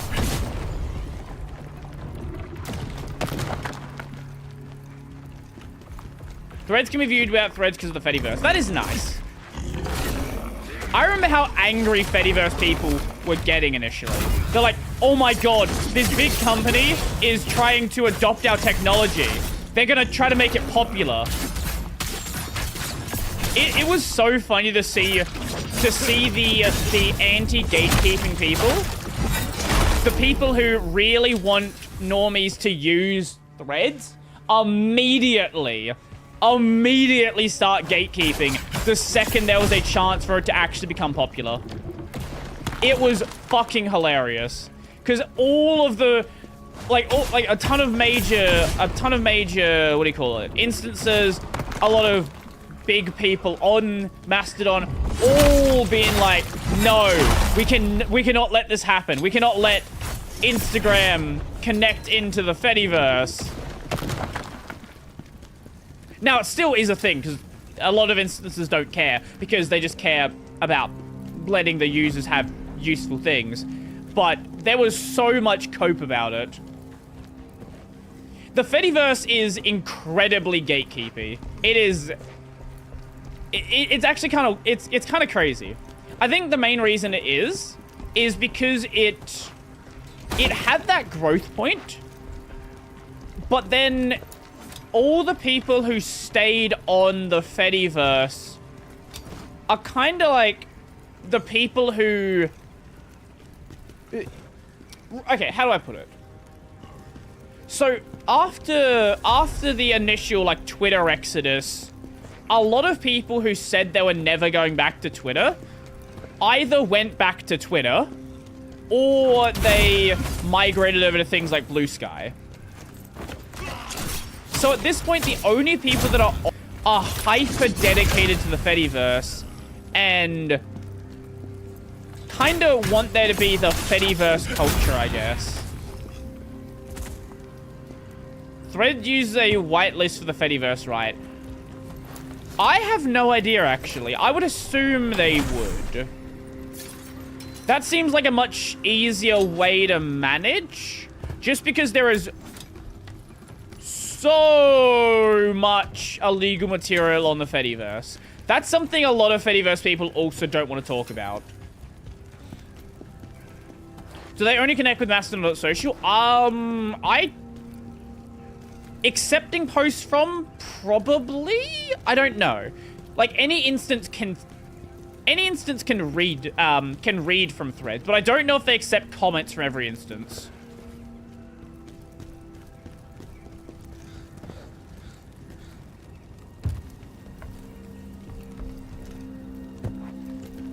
Again, like, threads is so fucking tiny that even if you could, I just don't see threads posts, like, ever. Maybe I've seen 3. Which, considering it's a platform owned by fucking Meta, is not a good ratio.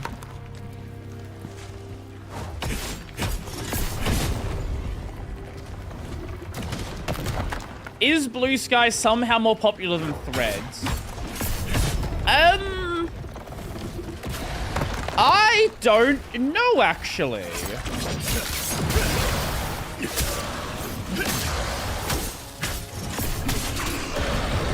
Probably? Now, signed up users, the answer will be no. Again, because if you're on Instagram, you have a Threads account. But well, here's the other thing, right? I think didn't Instagram actually start merging Threads into Instagram? I feel like you can actually interact with Threads from an Instagram account now.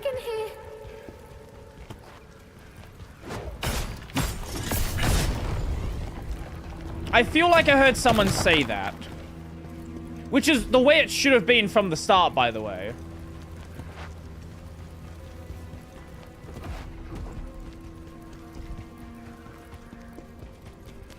But actual Threads, I would probably expect Blue Sky to be more popular.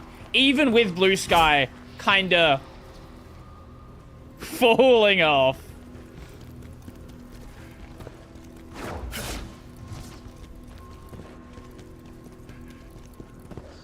You can't, they just say join Threads if you want. Oh, so you can see them, but you can't reply. Which, frankly, for a lot of people is like how are people actually using Threads, right? Like, I would expect most people to be kind of using Threads like a Twitlonger.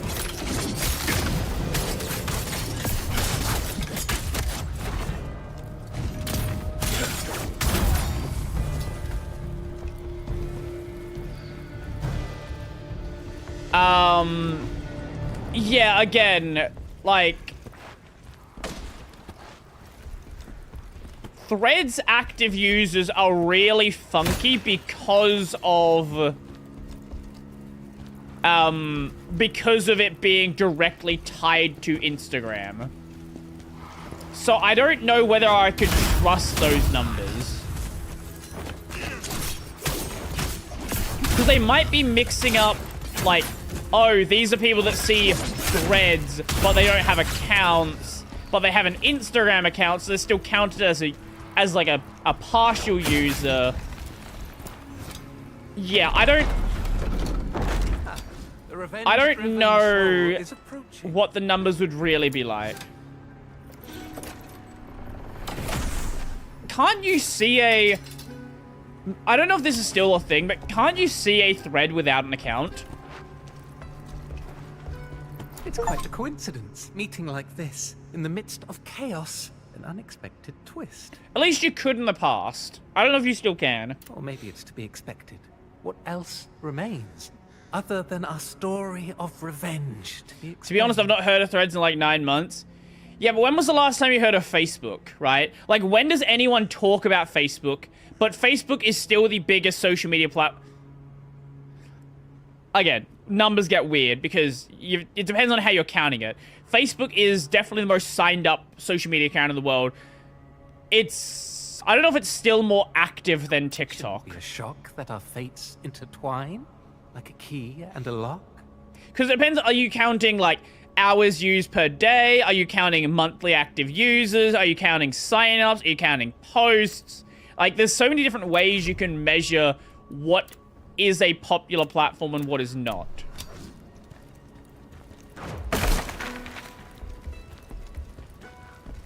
YouTube is bigger, no?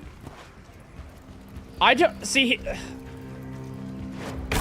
Yeah, and then there's like, okay, well, you might be an active Facebook user, but do you use Facebook or are you on there for Marketplace? I would be surprised if Marketplace is not the biggest... Actually, here's a question. Do you think eBay or Marketplace is bigger at this point? Because I know for a very long time, eBay was how people did secondhand sales. But I don't know if it's still bigger.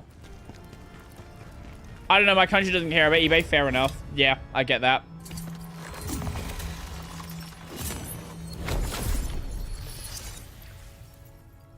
Okay, there's nothing there. Anything hidden? Oh, soulstone. You won't fucking hide that from me. Door! Oh, can't open it. Okay, can we turn something else down to maybe bring the frame rate back up? Vegetation, yes. Shading.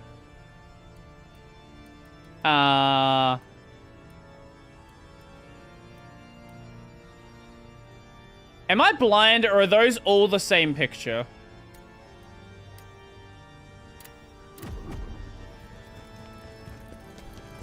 Holy frame rate!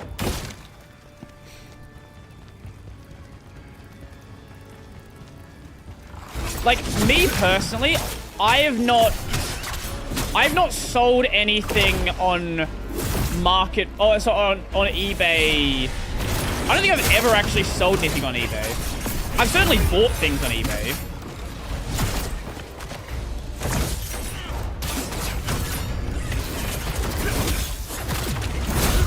I would say for me, eBay tends to be the platform I use for more like serious purchases, I guess, is a way to put it. Like, I'm not gonna buy like a laptop for the most part on Marketplace, but I will buy it from eBay if that makes sense. I don't know why.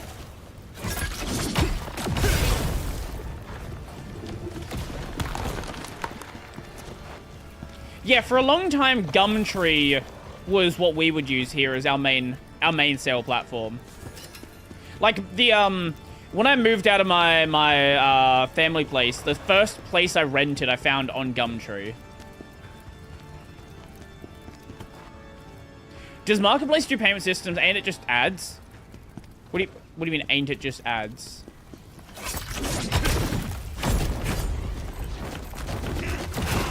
I think they do have Stripe integration, though.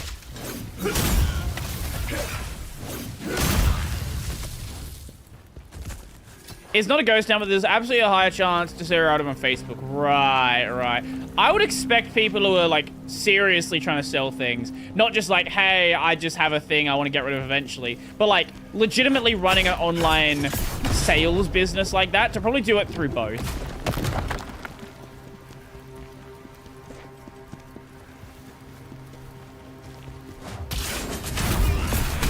I think for me, the main problem I started having with Gumtree when trying to sell things is they really were pushing, like, advertising your product. They're like, hey, if you pay us X amount of money, we will boost you in the algorithm. Or, like, we'll hold you at the top of the page for longer. I'm like, yeah, but I'm selling an item that's like 20 bucks.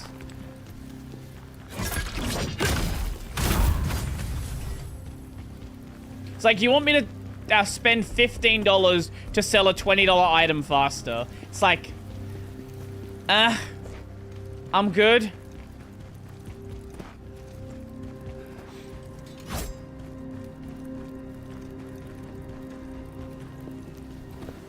In Mercado Livre, you get your money back if it's a scam because they handle them. Oh, that's cool.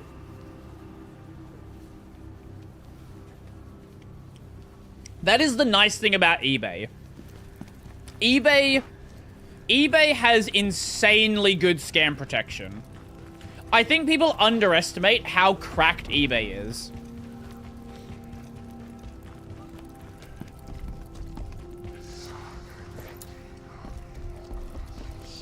Am I hearing tongues? Like, eBay... I remember when eBay had, like, a really bad reputation back in the early 2000s. They, like, seriously cleaned up, though.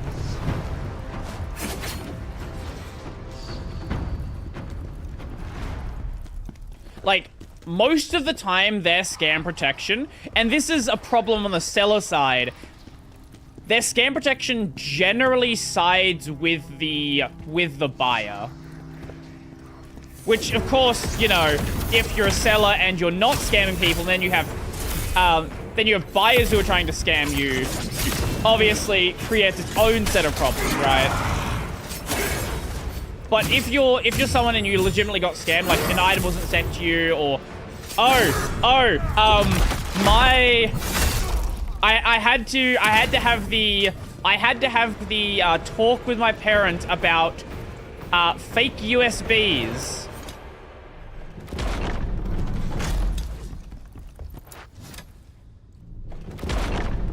So my stepdad, he bought a 1 terabyte USB from some generic Chinese company.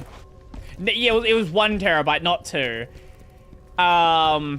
It was $25. And he's generally pretty good with stuff like this. But he was in that same camp where it's like, hey, hardware keeps getting, or like storage keeps getting better, all this sort of stuff. So I was like, okay. So here is a legitimate company, and I brought up SanDisk. And it's like, I think SanDisk is selling them for like $300. Like in the form factor he wanted. And he was like, well, I just want to store some drone images on it, right? Like he is somewhat techie. He's not like, you know, super computer guy, but like he knows his way generally around things. Like he was asking me about like the file system that a USB has, right? Like he has like a general better than most people understanding. But yeah, he got tricked by that.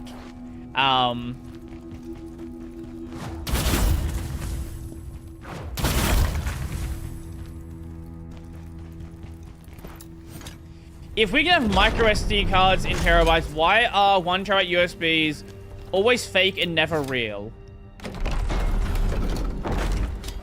You know what? I have never thought about that question.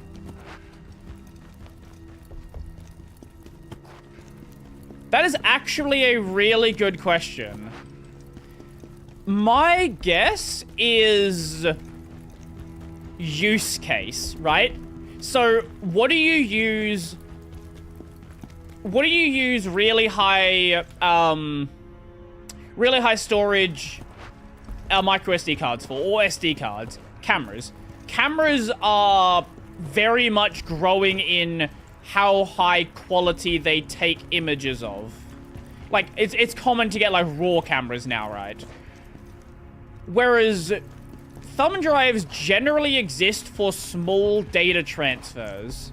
And if you want to do large data transfers, you can get, like, an SSD. Like, a portable SSD. Gods be praised. That would be General my guess. Khazan. It's just market... Lost after all. I guess market use case. Because let's actually find out. Let's find a reputable one. Let's go SanDisk. SanDisk, 1 terabyte, USB.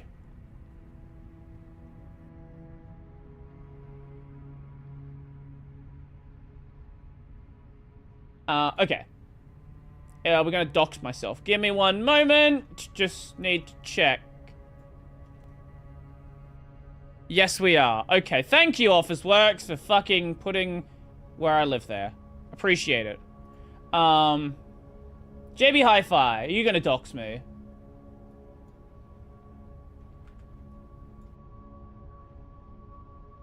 No, we're good. Okay. So this is a... Let's double check. Yeah. So this is a 1 terabyte USB-C flash drive. This is 299 Australian dollary-doos. Now let's find, and that's from SanDisk. That's like a real brand.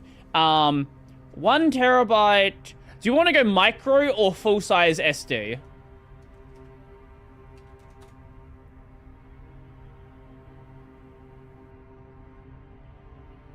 Micro? We can do micro. JB Hi-Fi does not have one. Ah, here we go. Here's my favorite store.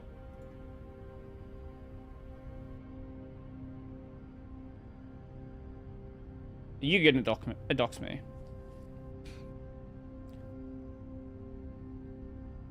No. Here's the greatest store. Sex. $145 for a 1 terabyte micro SD card. Full size is probably more expensive. Honestly, you're probably right.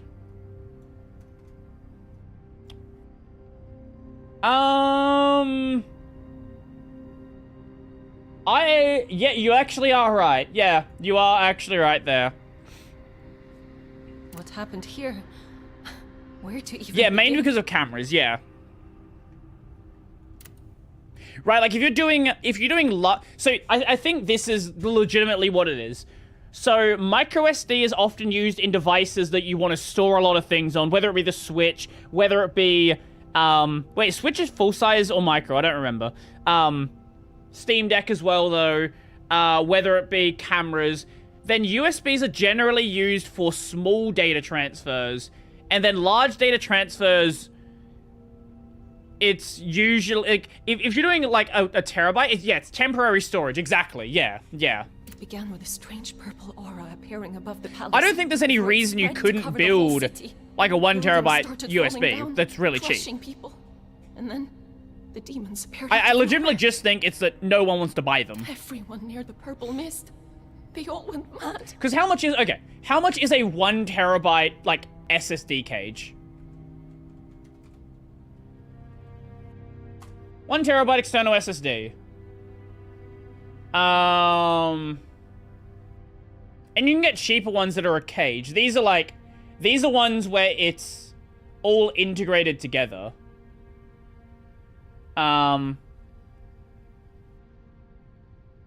So here is a random one from JB Hi-Fi again. Am I gonna get doxxed? No, we're good. 150 Australian dollars. But you can get like a SATA cage that converts it from SATA into USB and then chuck like a 10 terabyte drive in there if you want to. Anyone infected by the mist, we call them corruptors now. They started killing indiscriminately. Friends. Full size is better family, speeds as well. Yeah. When you're dealing with that much data, speed actually becomes important. Or M.2 to USB. Yeah, actually, I have seen those before. M.2 SSD cage. Let's see if we can find one.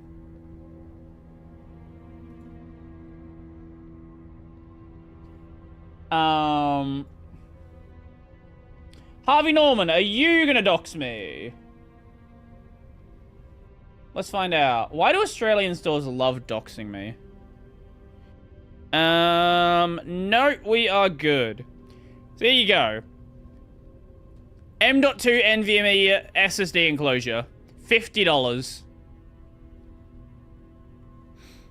And then you can just chuck whatever you want in there. But now the hero of the Empire is back. General Khazan, save us again.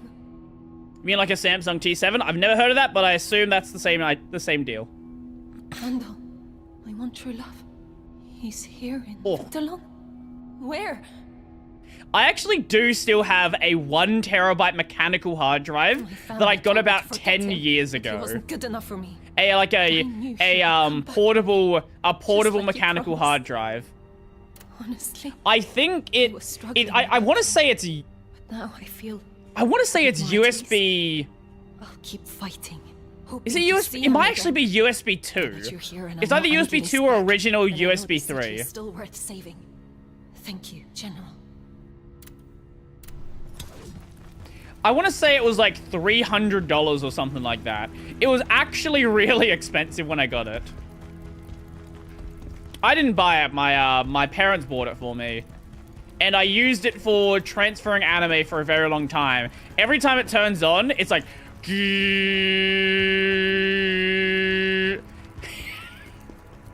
then you hear the occasional... Just the occasional rattle in there. You're like, oh, that's probably not a good sound. You generally don't want your drives to rattle.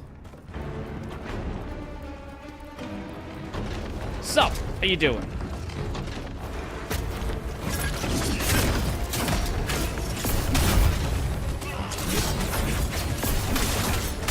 Okay. Can you maybe get over here? What are you doing? Yes, hello.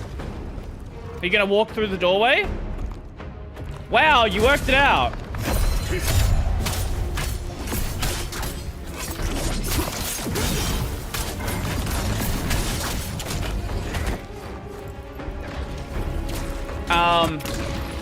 That one sucks. Way too expensive. Just enclosure. Ugreen sells for much cheaper. Yeah, Ugreen's a company that's like, they're either really cracked or like really weirdly expensive.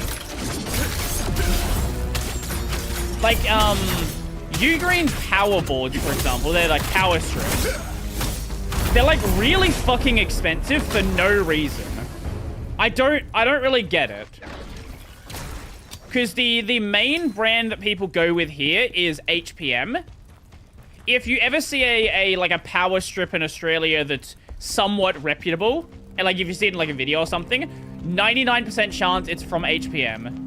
And like the stuff is high quality, it's cheap, you have surge protectors, it's never been a problem. And then it's like, hey, here's a Ugreen power strip that has like nothing that makes it special, and it's $20 more expensive. Enjoy. Actually, my favorite one is any cables you see at like a tech store or a supermarket, and it's like, hey, here's this $30 1 meter USB cable, and you go online, and it's like, I can buy a fucking 7 meter cable for the same price, and it's gonna be exact same quality.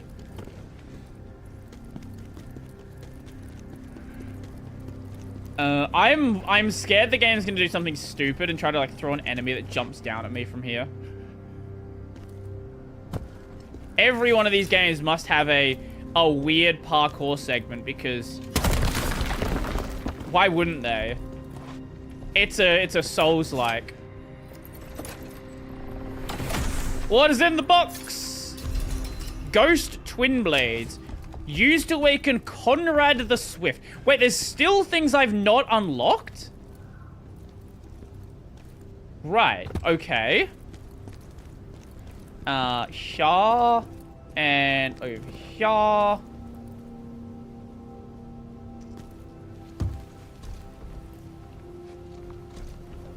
Oh, it's the other side of this.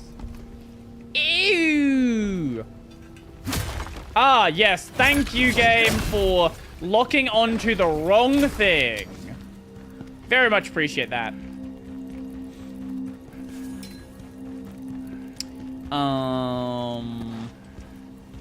I assume we go in there. Back away. Thank you. Oh, wait, no. I thought this was a different area than it is.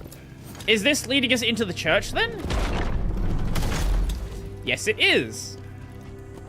Ah, everything in this map looks the fucking same. Oh,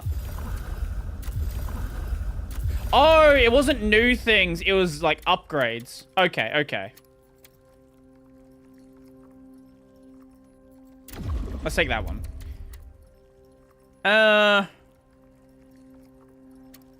Yeah, we'll do that one. Yeah, we're not going to do a react today, but we will next time, because I have a podcast to do at like 2:30, which is 30 minutes after the 4-hour end time.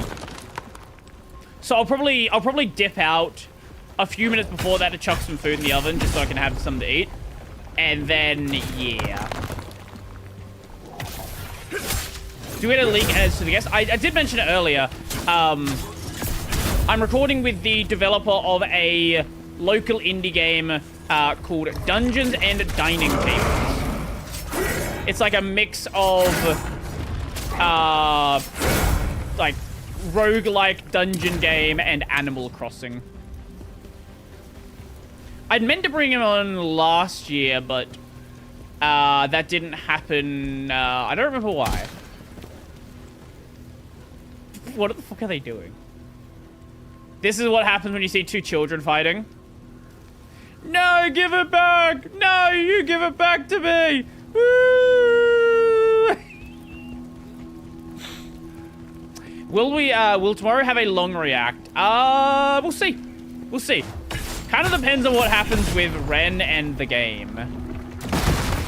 But it'll definitely be at least a normal react segment. Whatever happened to the video with the Farron OS dev? Wait, what do you mean?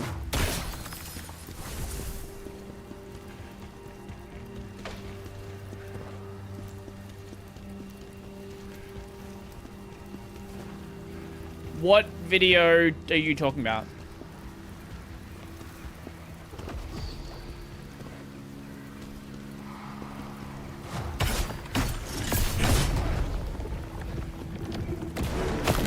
Hey! Dragon, the Chaos Awakening. Bonk and bonk. Bonk, bonk. So just going on Tech of Tea with his new release. Is that what we talked about? I don't remember.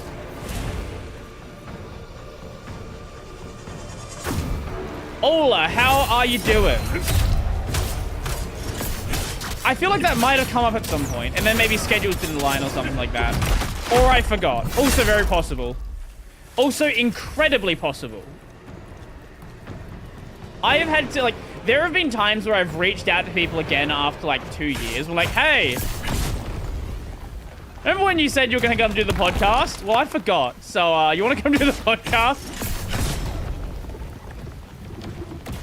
I am going to bring the, that React OS developer that we had a look at a few weeks ago onto the show at some point. There was just, if I recall correctly, they wanted to finish off some big patch work before they came on the podcast. And I was like, hey, that's cool. We can do that eventually then. I need to reach back out and see if that work got finished. Yeah, that... yeah, the, Darkfire, the React OS dev that we had a look at a few weeks back. Maybe it was like a month back now. I don't know. Even longer. A while ago.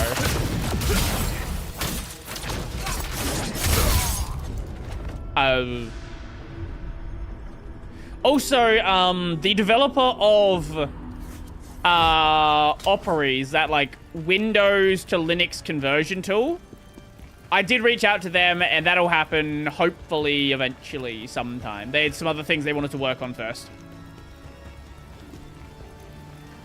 That's honestly how it goes for a lot of people. Oh yeah, the Kubuntu shill. Yeah, that person.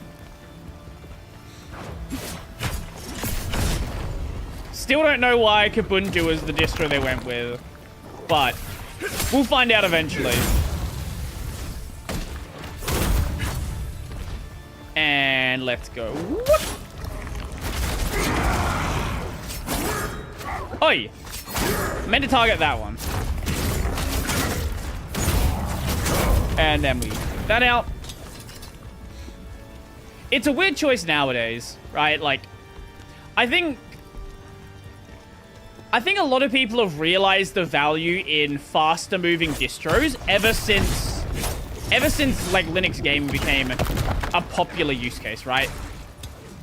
Like when people didn't care about gaming, Mint made a lot of sense as a use case because frankly, driver versions didn't really matter. You're running X11, X11's like 400 years old. But now that... Oh my god, how did that not kill me? Now that, like, there's the whole Wayland thing, and then gaming is a big deal, like... I wouldn't want to put someone... I would not want to put someone on a distro like that at this point.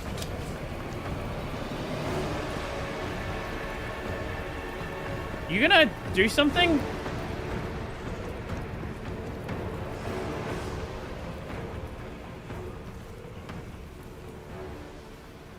Wait, we're not aggroed. Why did he de-aggro? Hello, everyone. Yo, thank you for the follow. Appreciate it. Oh yeah, Mint is still a great choice for someone who doesn't game. I would never recommend Mint anymore to anyone who does.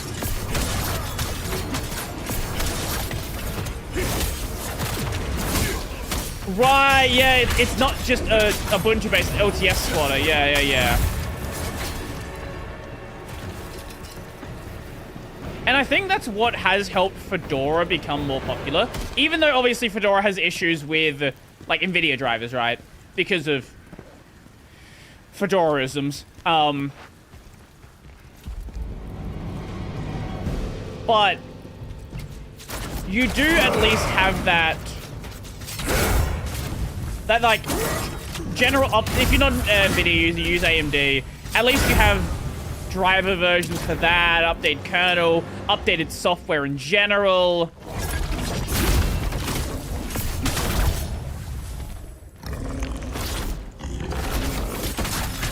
Yeah, when I was talking to Veronica last night, she was saying that she uses she uses a new version of Debian for about a year and then switches to something else. Which I think is fair. Honestly, I don't think that's a bad way to do it. It's like either go to Debian SID after that or move to another distro.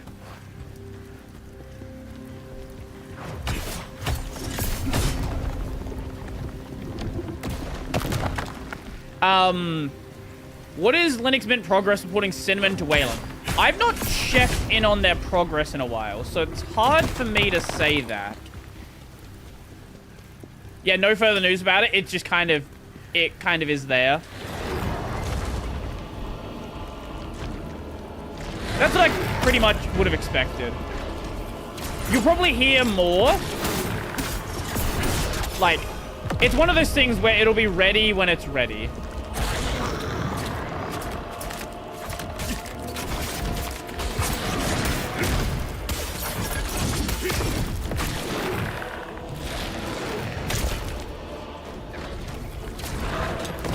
And Mint is so slow to move anyway.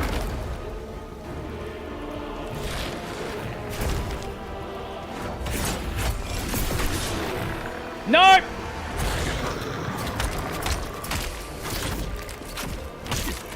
We're dead. Fuck. I ran out of stamina.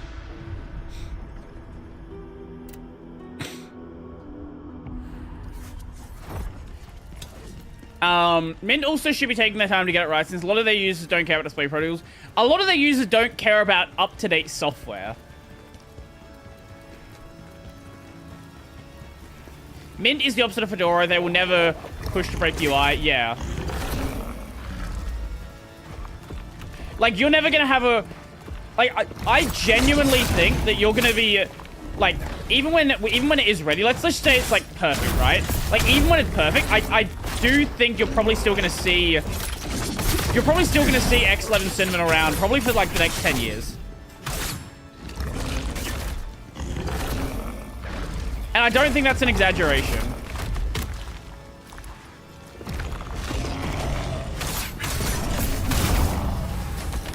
And I don't think it's a bad thing either. I think for what Mint and Cinnamon wants to be, it makes sense the pace they move at.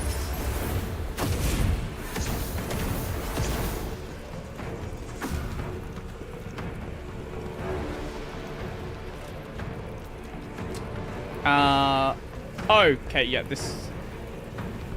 We'll take you guys out first.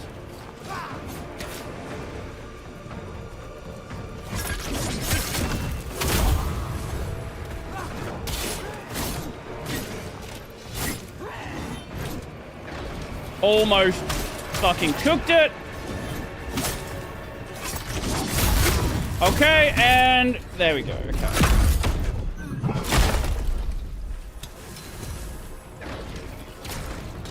I think with, I think KDE is probably going to keep X11 around for a really long time as well.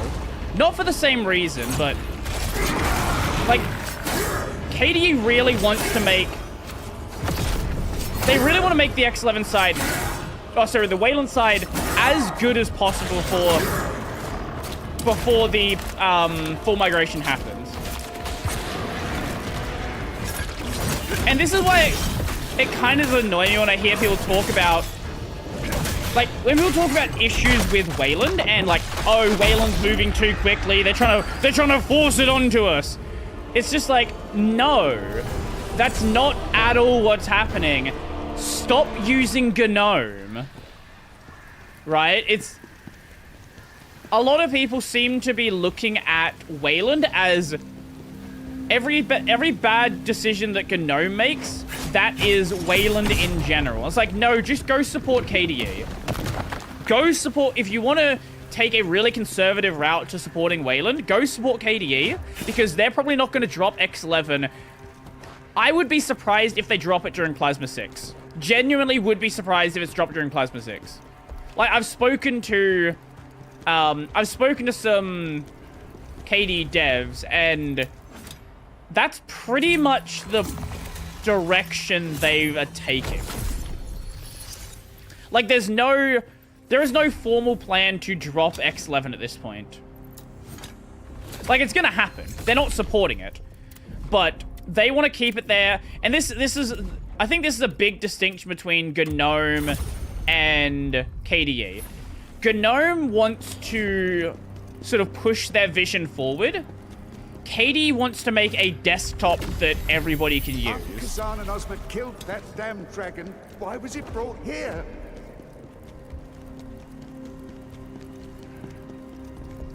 Like, GNOME has a vision, and they're going to push for it. KDE has, they have a desktop they're maintaining. We're missing 2 soul stones here. I'm gonna go, let's find them.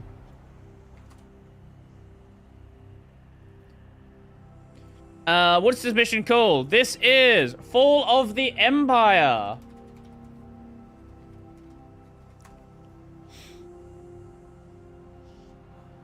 Now. Hello, everyone. How you doing? Okay, where is the first one?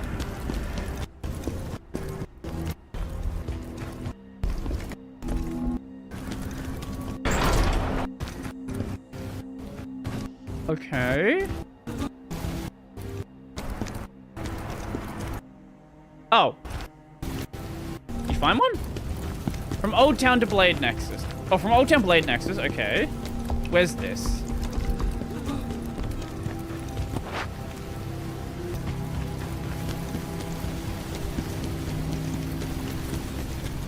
Oh! Okay, I definitely missed that one. KDE is quite nice. I am very much a KDE enjoyer. I've said many times before that I do wish that KDE became the standard for, like, Linux desktops. So, where do we progress through?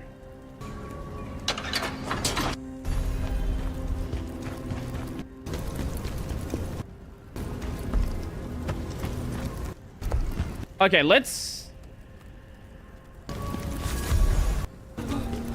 God, this is like a 2-minute run. Okay.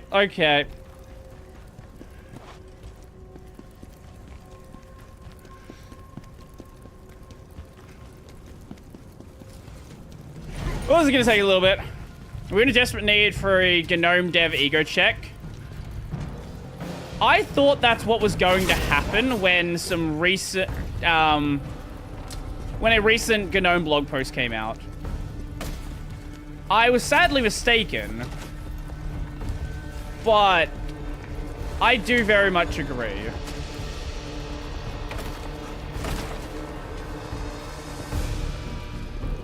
Oh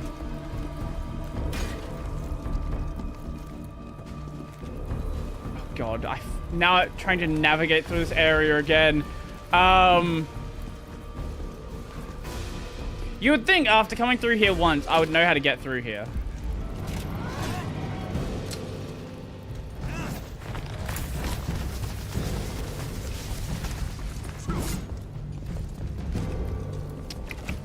See, the problem is, and why it's never gonna happen, is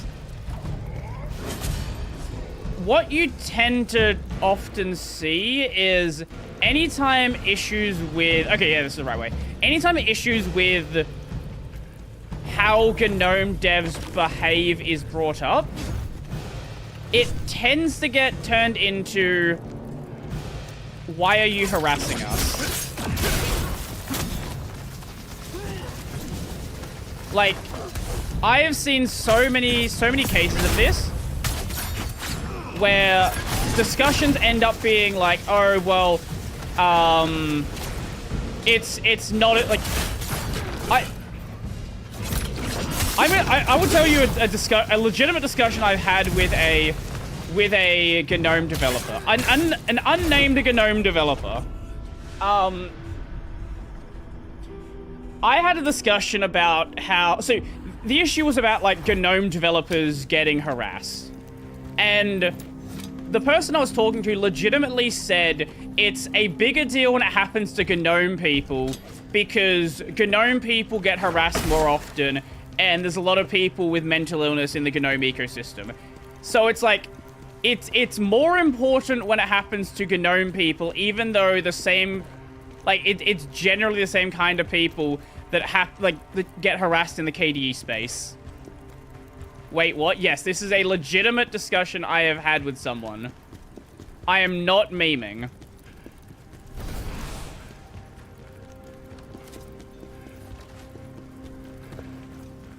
There's like, yeah, it's, there is this, I don't know how to describe it. Okay, so we are going that way. Okay, cool. Yeah, like, again, I'm not gonna say that's a good, yes, it's a good excuse. Yes, well, it's not a good excuse, but it is the one that I was given.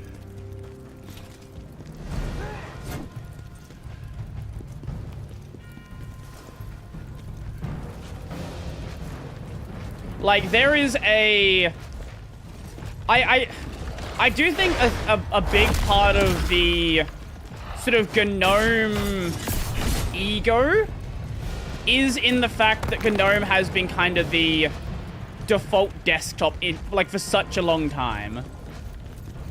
So it's like, we can't be doing it wrong because we are the Linux desktop. And it's not going to be explicitly said like that, but that's how it tends to read. How often does Rudy get brought up by GNOME people? In private? Honest... What?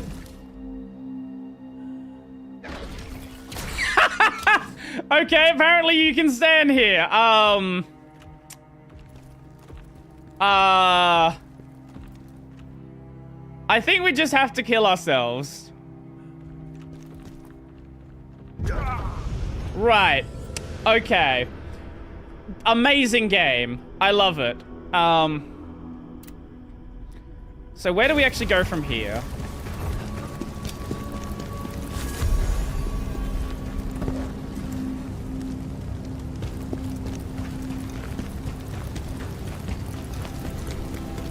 So you go onto the bridge area. You go around that side into there. Okay. Ah! Okay.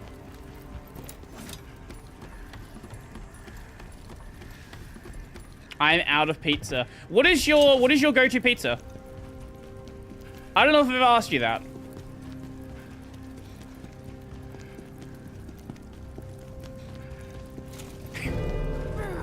Yeah, I don't know why that was a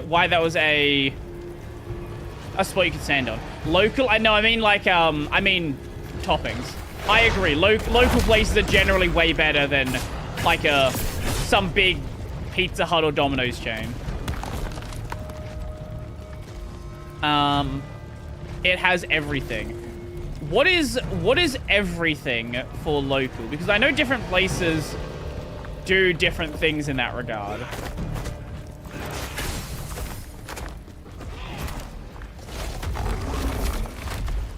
Because, like, a common thing we have here is we... Oh, I'm never going to be able to get that now. Fuck you, game. Fuck you. We have a lot of, like, pizza fusion stuff. Like, we have, like, a lot of Indian places to make pizza, for example. So, like, Indian curry pizza is a pretty common thing. Like, maybe it's not common to buy, but it's a common thing to see.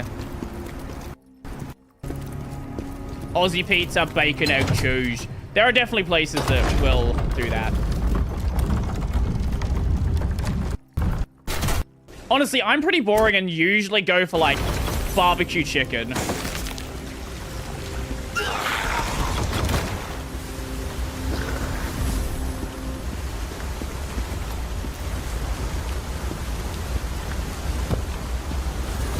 Is this... Okay, that's...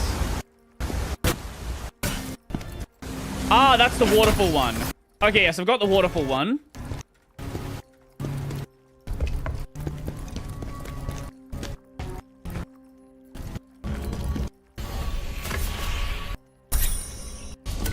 Okay, don't care about that. Huh? Oh. Oh, okay, no, I got...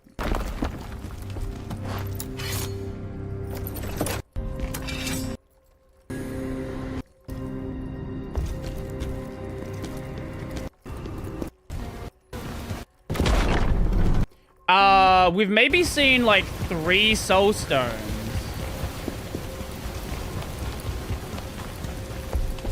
Where the fuck are the rest of the soul stones?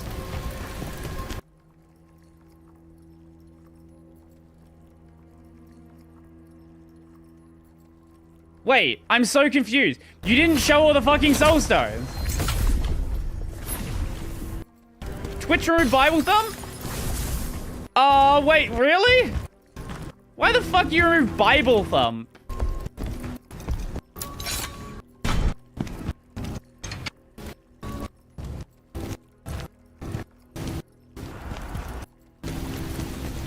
Okay, we got that one.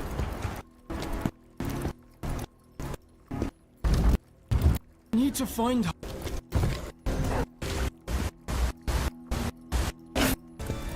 2, 3. We got that one, I know that.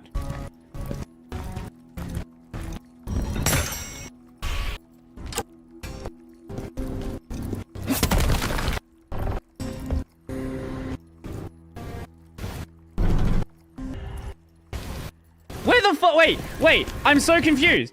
I'm still missing one. There's 5 in this area, and the video's only showing 4. Where the fuck's the 5th one? What? What?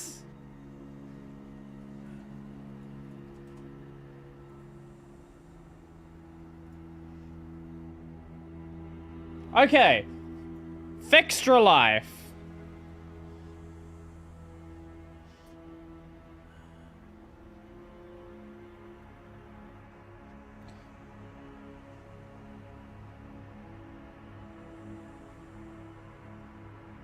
Which one have I not seen? Oh my god.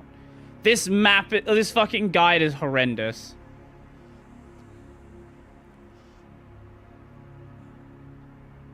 Have I seen this one? What is this one? Oh my god, why are your pictures so tiny? Did I watch Orb? I did watch Orb, yes! It was really good. Today, I'm gonna play the First Berserker Khazan, and I want to show you how you can find all 5 soul stones from a new location. We are at the mission Fall of the Empire, and I'm gonna show how you can find I'm not gonna make the joke. I'm not gonna make the joke. Capital city Vitalon. You know what? Let's just start from the first. Hey, Spear Enjoyer. Nexus. We're gonna start from the closest blade Nexus.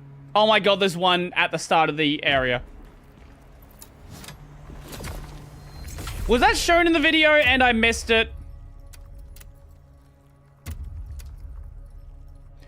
Maybe it was in the video and I missed it. It's right there. Oh my god.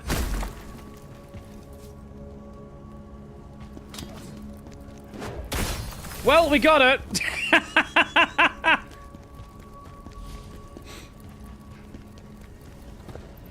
Yeah, I did watch Orb.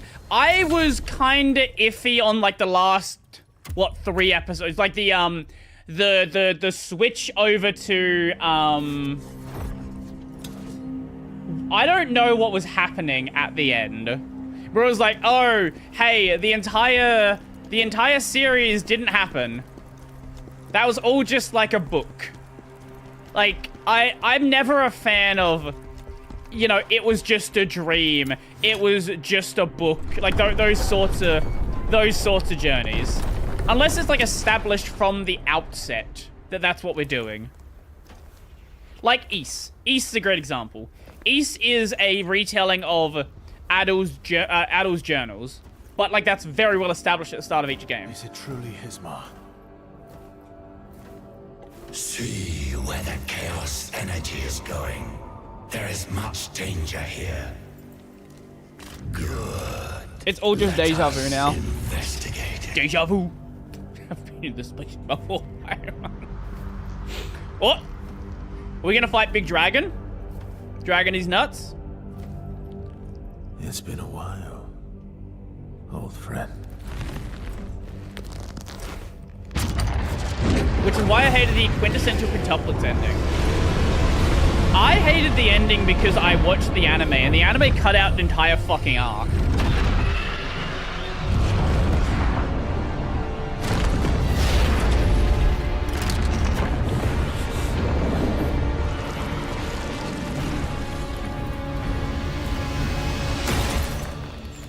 Dedge.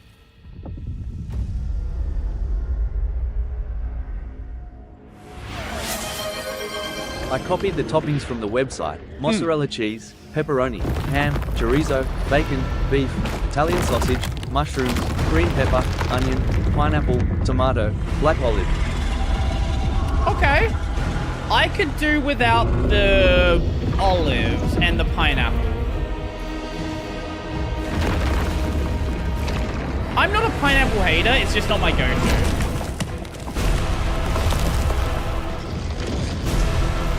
He's a big boy. He's a real big boy.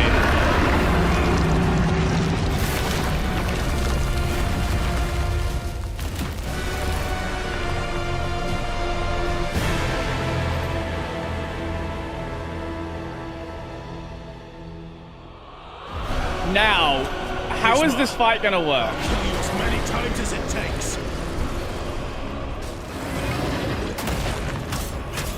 We're now playing Monster Hunter. Oh, it's gonna be one of these ones where the lock-on doesn't work.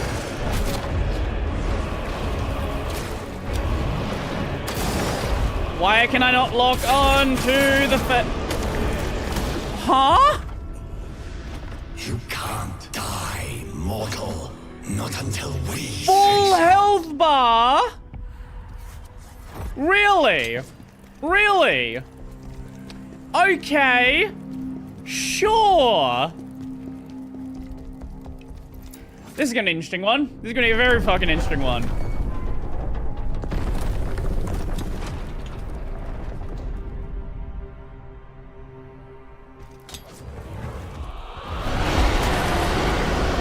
it when presented, but not order. Yeah, pretty much.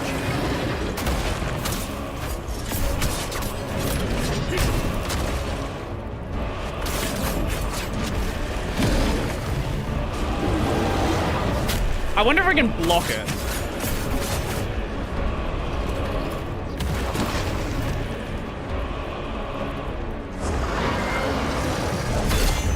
Looks like that would be a yes on blocking his face. Okay, we can walk under it. It is actually a scuffed Monster Hunter fight.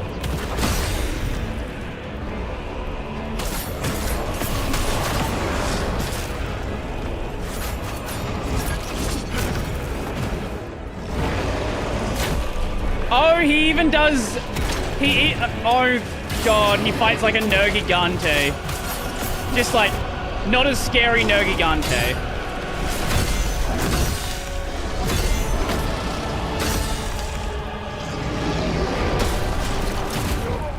Huh? Huh? What the fuck? For anyone who's not a Monster Hunter player, let me just show you Nergigante. MH World Nergigante.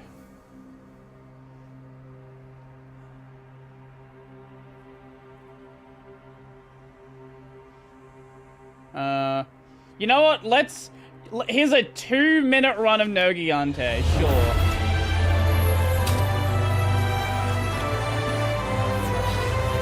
Oh, it's a longsword player.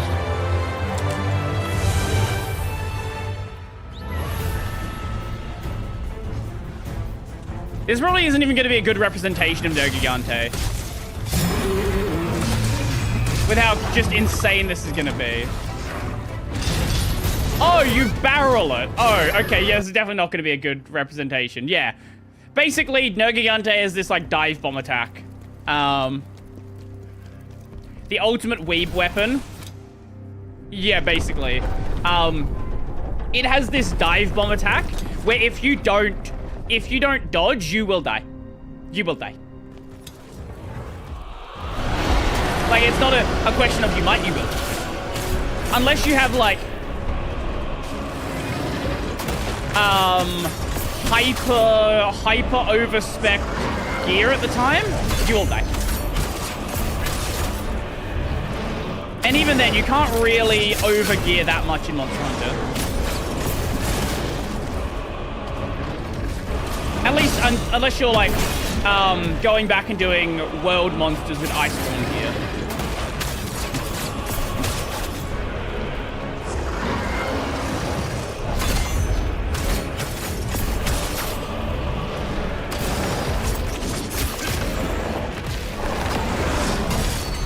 I cannot fucking see what's happening.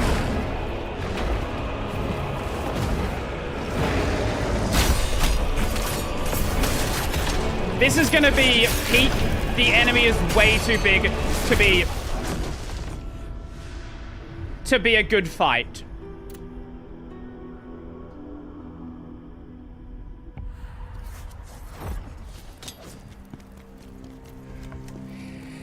Yeah. Okay. Okay.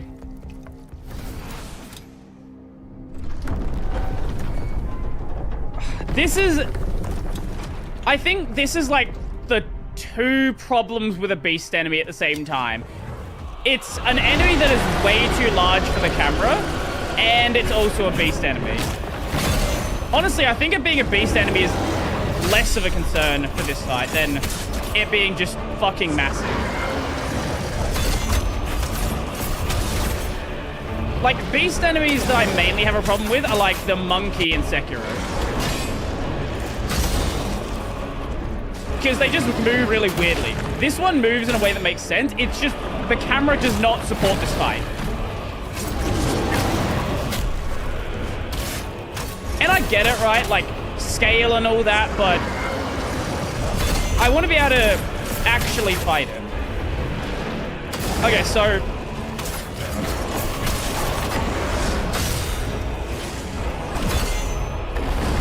Honestly, for a lot of these attacks, it might just be better to get out of the way.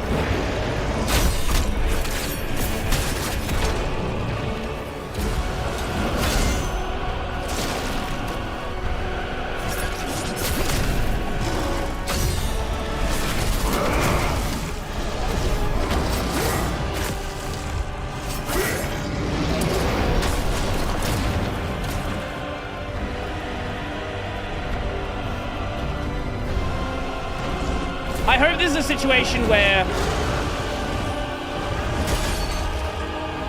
we can do a lot of damage when he gets knocked down. Because if not, this is going to be a fucking long fight.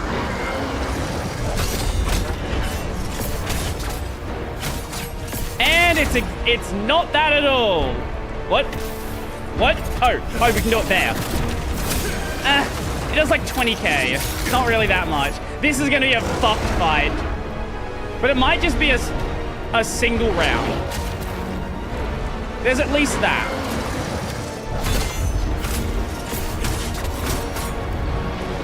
I just need to get timing down on how many hits I can get in between those.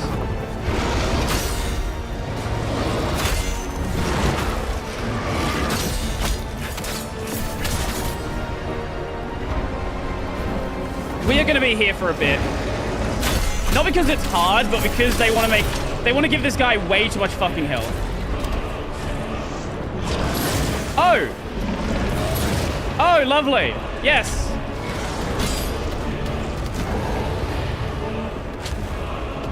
Definitely needs that.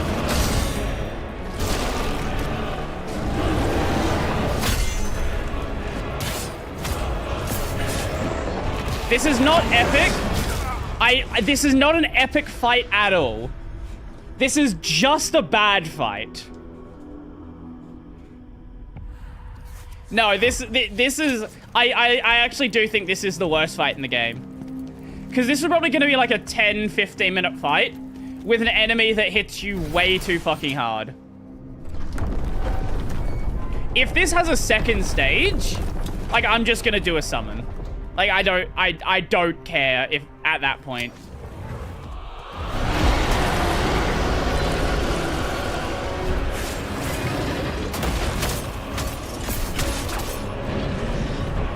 And there's no, like, secondary points you can hit it either. You have to hit it on the head to do damage, or, like, to do reasonable damage.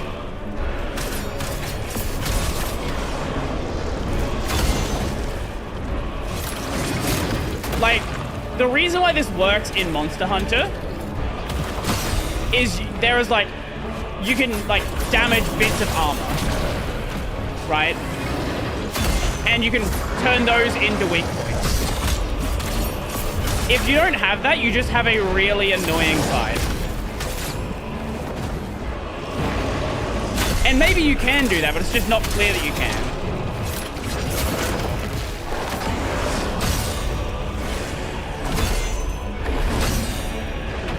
Okay.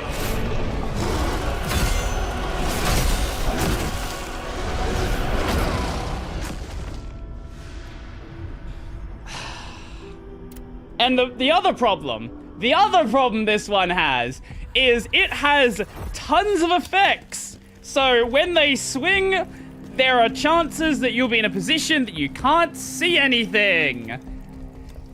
So even though there is a big build-up on the attacks and they're pretty sensible timing, you can't see the attack. I have never used the summon system in this game. I don't even know, like, how it works.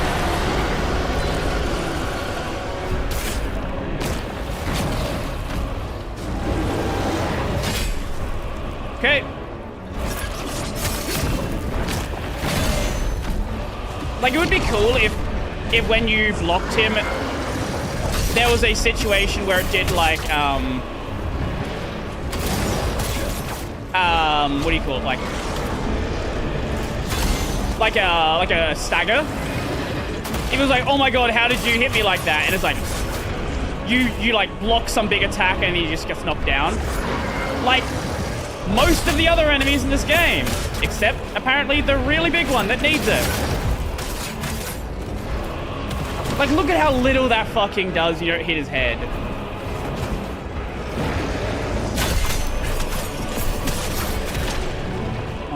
need to be careful about that one as well.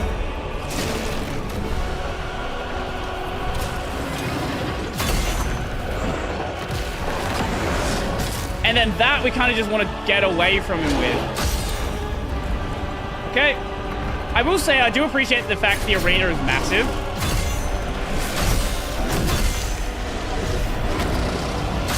Like, this could very well get into a situation. How do you dodge that? What? Wait, he does like an AoE around his entire body.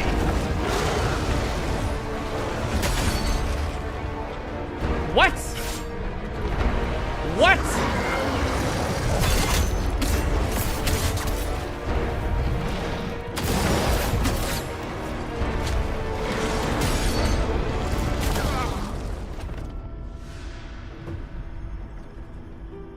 Why does he need to have one hit?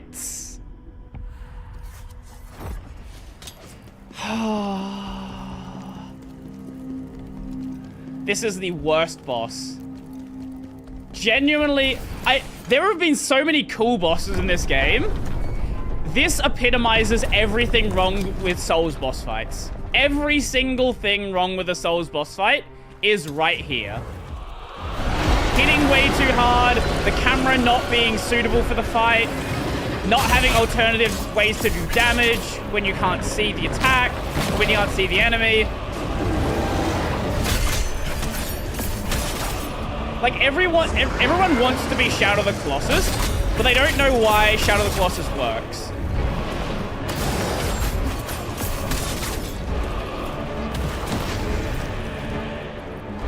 And then if you do break lock, good luck getting back to it. Because you might just be in a position where you can't lock.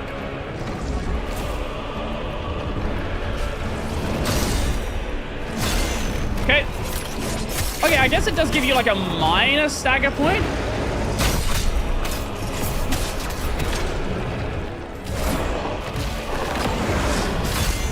Not enough for what you kind of need, though.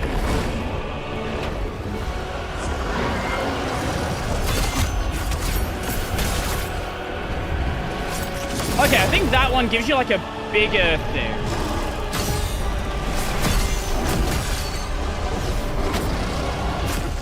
Why the fuck does it need so much fucking stagger damage? I know it's a big and heavy enemy, but why? I wouldn't even say this is hard. It's just, you make one mistake and you're probably dead. Like, that's actually where this fight is.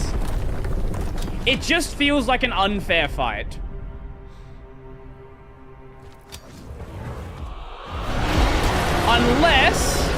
Unless there's something with the javelin. That's what I'm thinking. Maybe there's like a javelin sort of situation.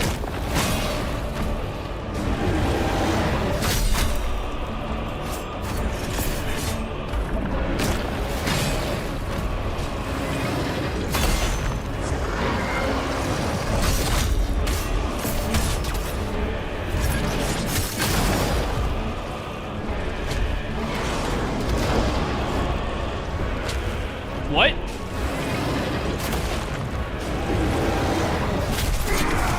Great! I missed that.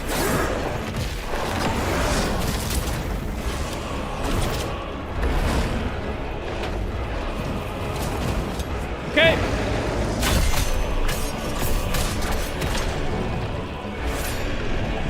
If you wanted a good whatever. If you wanted a good, if you want to give me a good reason to take a break from Souls-likes, I think this fight's gonna be that reason. I actually do think this fight's gonna be the reason that I just take a break from Souls-likes.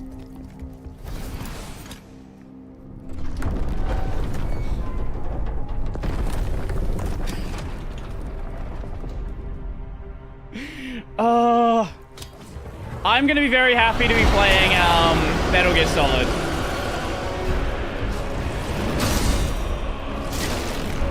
Come on!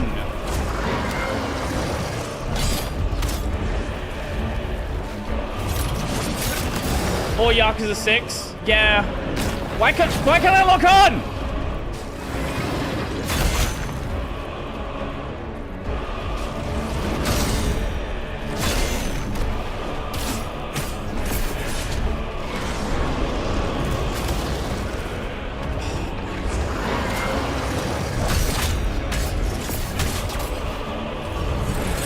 I'm gonna try something. That's not what I meant to try.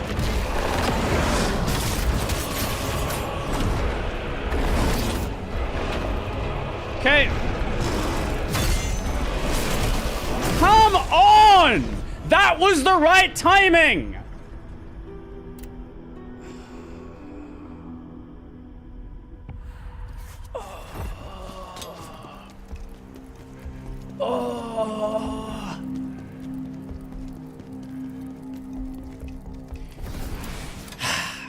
Well, yeah, again, as I said, my plan was to catch up to the Ichiban games and then stream from there. And I think it's probably for the best, because I don't think Yakuza 5 would have been a good stream game.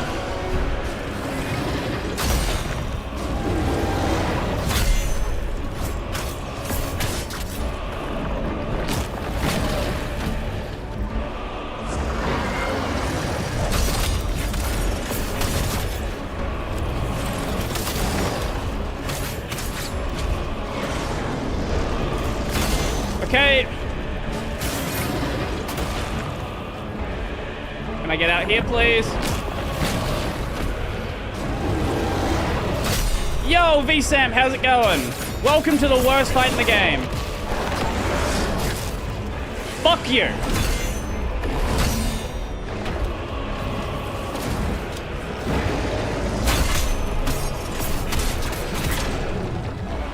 Why did that not go longer?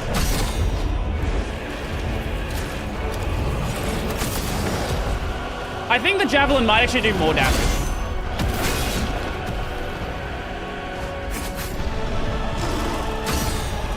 I honestly might want to respec into javelin. Fucking sucks. This fight actually fucking sucks.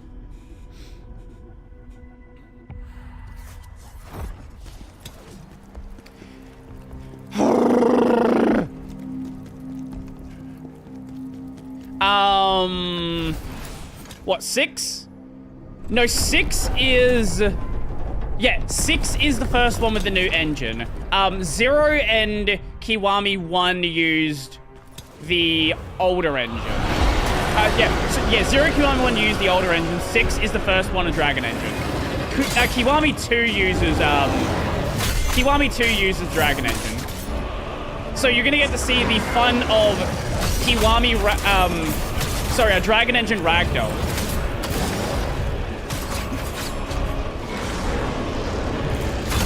Because I didn't stream Kiwami 2, did I? I only streamed 0.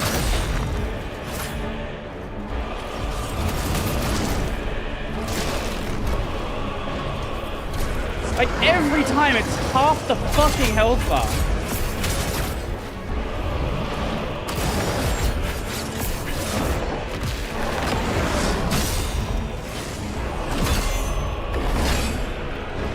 Okay.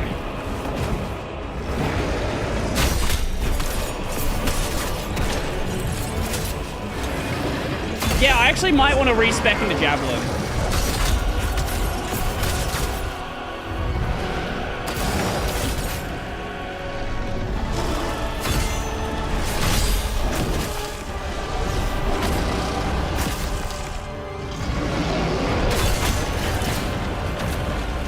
I couldn't see anything there.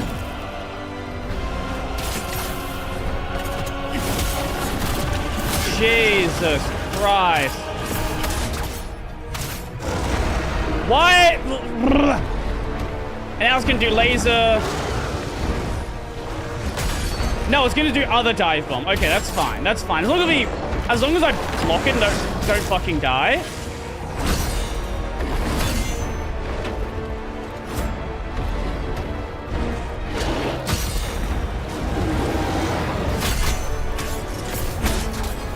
Like, did it need to be this aggressive? Like, honestly.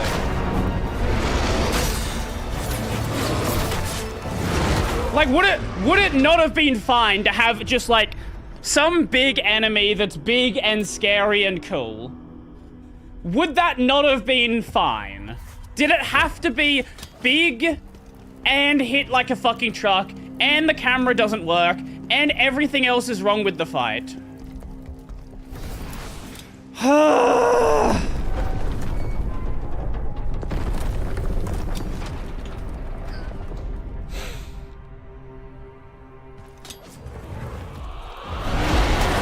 I think after this, I'm gonna respec into Javelin more. Just so I can do damage with that. Because that legitimately seems to be the best way, unless it misses, the best way to get damage off.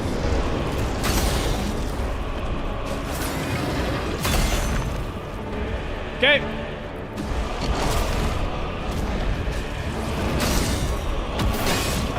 Okay, we didn't get immediately cooked.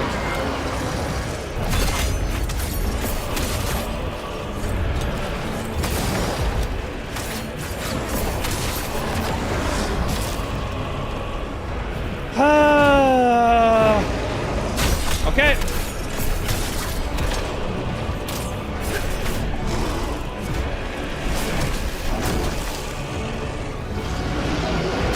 Honestly, yeah, you actually have to block that one, otherwise... Oh my god, why do you give him a kick? He doesn't need a fucking kick.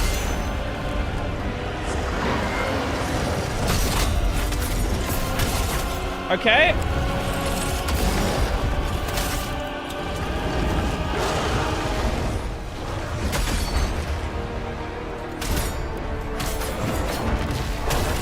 Okay, there's one down.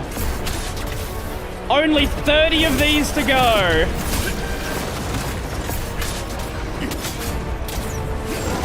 I don't believe for a second anyone playtested this fight. I refuse to believe that.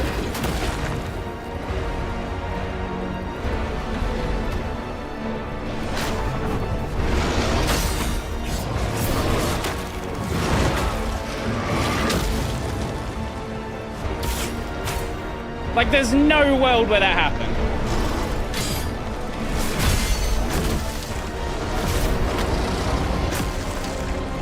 And if it did, fire whoever playtested this. Never let them work on a video game ever again.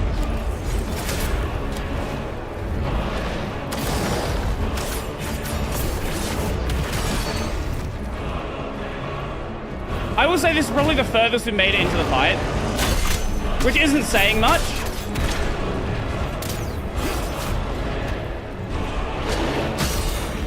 I think what makes it worse as well is I can't even use half my abilities I've been building up this entire time.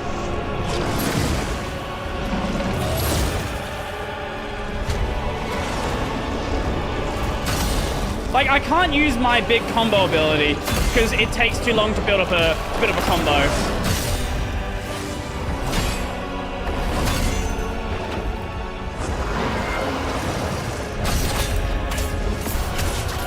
Okay.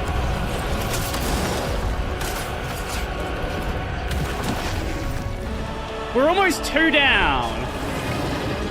My worry is it's going to get to a point where they introduce a new mechanic.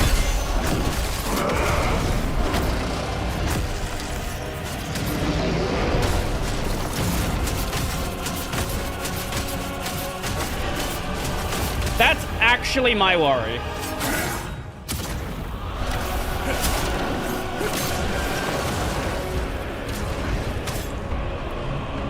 We've been in the fight probably for 5 minutes at this point, and we're not even at half health.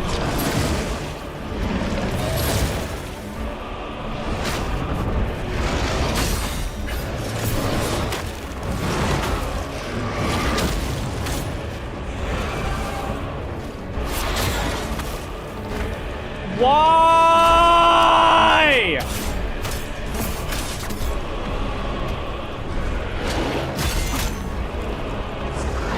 he's getting more aggressive as the fight goes on as well.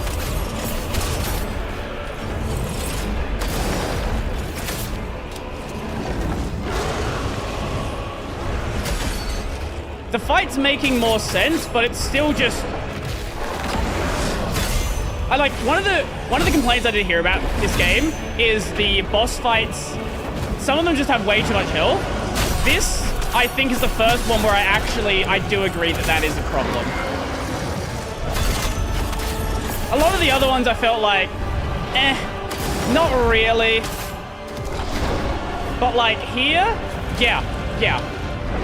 What is this?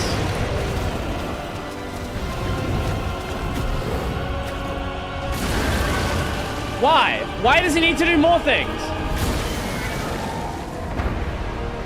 Why was it not good enough when he just did all the things he did before? Oh, and he's probably gonna do more damage now. Oh, lovely.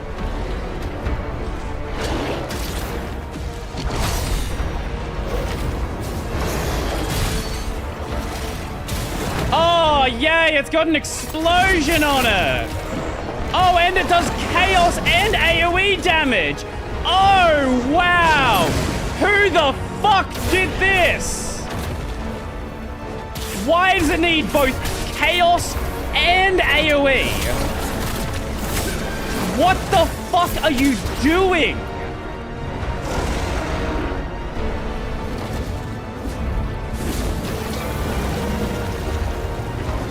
Oh my god.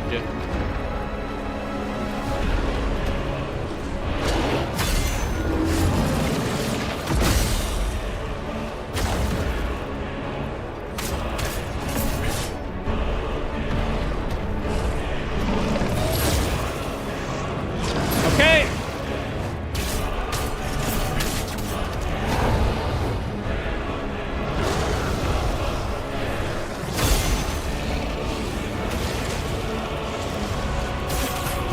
Why does it have AoE?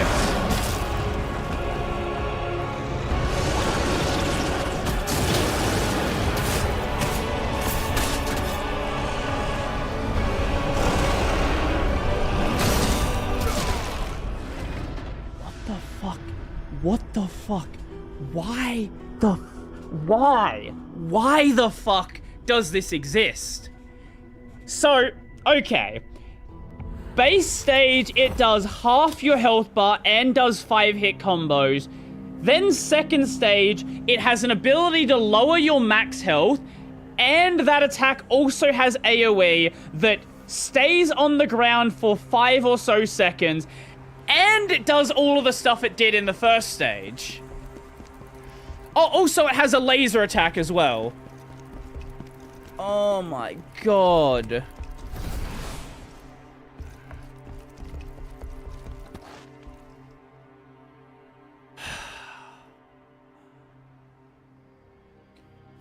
Reconnected.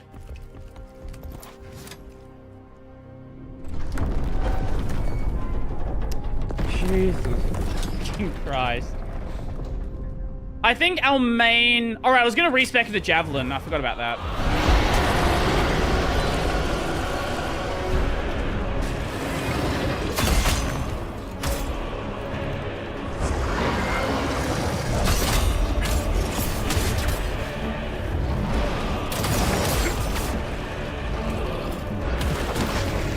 That's fine, that's fine. We'll respec after this death.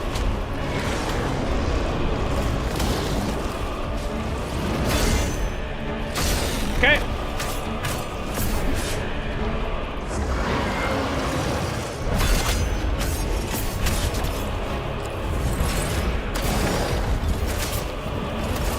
Oh, fuck.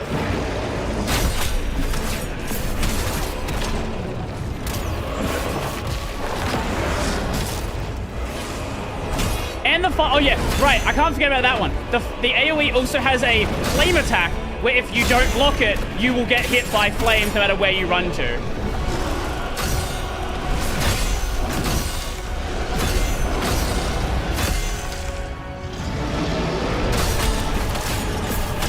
Why? Because fuck you, that's why.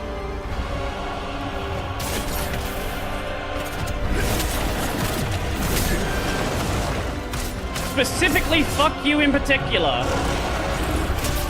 The game is made to spite you. Fuck. It's fine. It's fine. Gotta be careful on that one in second stage, though.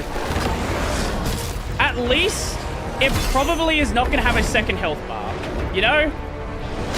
There's at least that minor silver lining. Very, very, very minor silver lining. It probably won't have a second health bar, considering how much damage it does. Or how much health it has. And keep in mind, this is me speccing basically entirely, or not entirely, just like very heavily into damage. And wearing gear that like is focused on doing damage. So I can really take it down to like a third. I can really take it down to like it does like a third of my health or a quarter of my health maybe. But like, this is how long it's gonna take with it like this. Okay, skill tree. Where's javelin? Javelin, common. I have 4 points, but I need to clear this to get the rest of them. Okay, what can we get rid of? What don't I care about right now? I really don't use spiral thrust.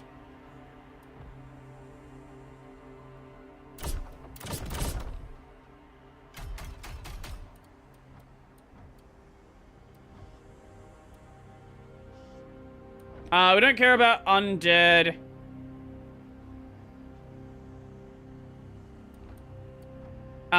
Let's take this. Let's take this. Let's take this. Oh, wait. Can I use? Oh, no, those are points I have to use. Wait.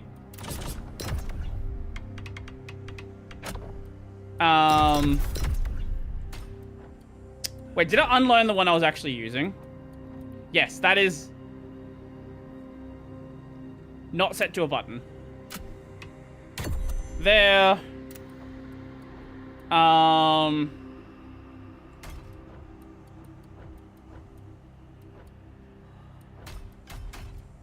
Is there anything fun with guarding? Decrease the stamina cost of guarding. You know what? Let's take that, actually.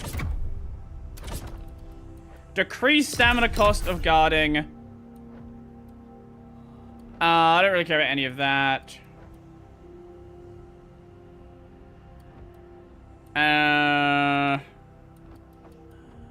Swift attack. No, I don't really care about any of that. Fuck it. I guess we'll just...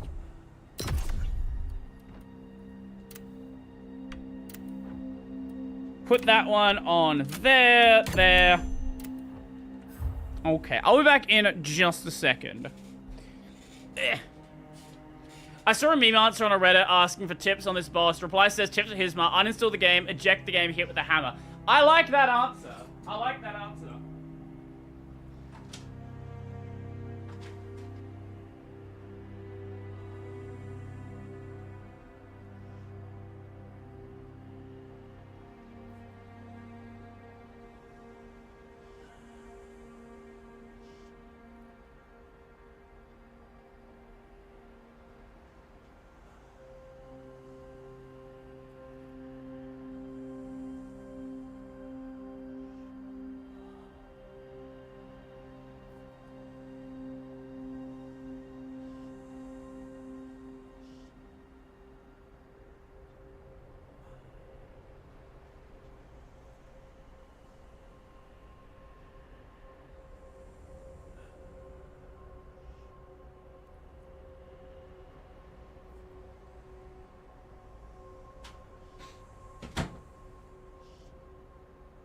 This does actually remind me of a different Monster Hunter fight. There's a couple of fights in that game where they're just genuinely unfair.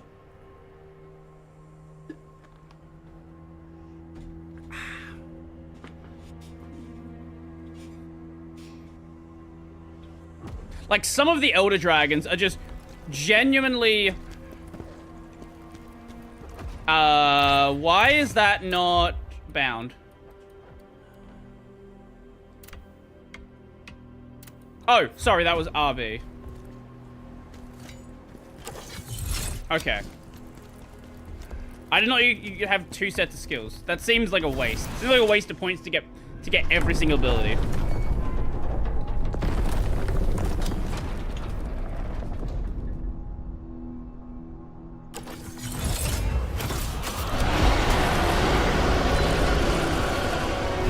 I didn't see how much damage that did.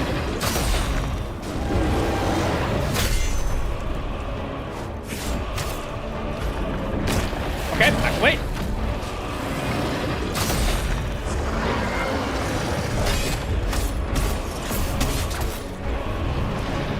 Honestly, the main thing I need to do here is just like build up javelin charges and then just like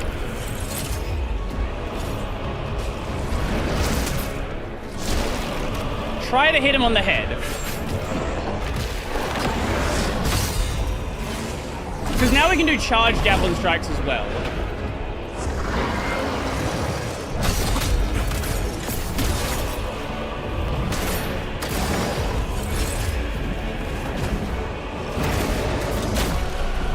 Maybe don't do it there. Okay, maybe gotta think a little bit about how we're handling these ones.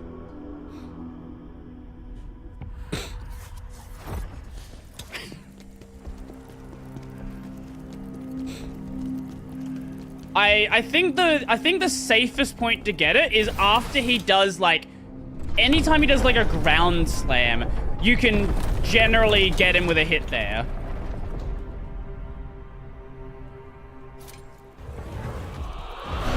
Generally. Not all the time, but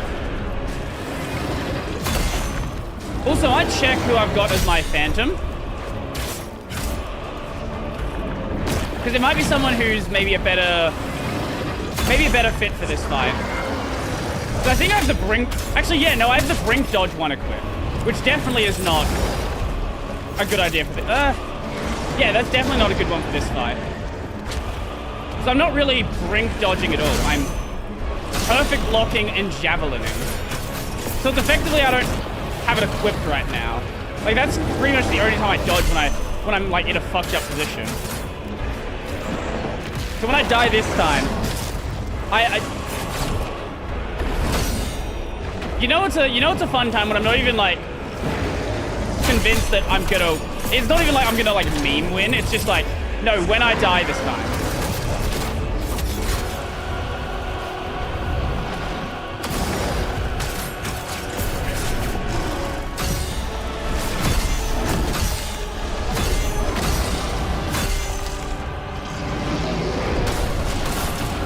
Huh?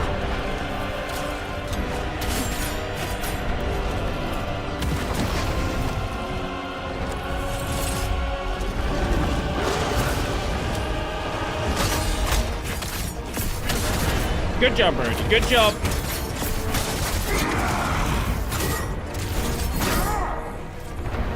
Eh.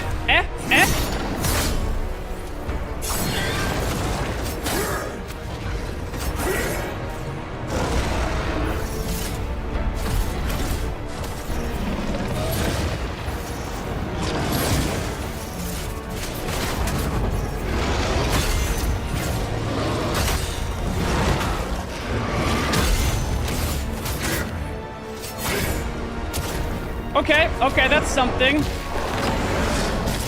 Maybe I'll swap back to him, like the one that increases my charge rate for that. I don't know.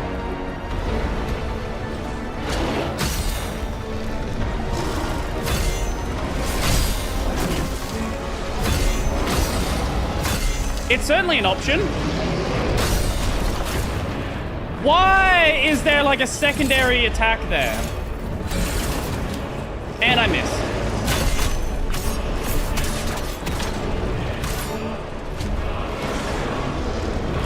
Swing.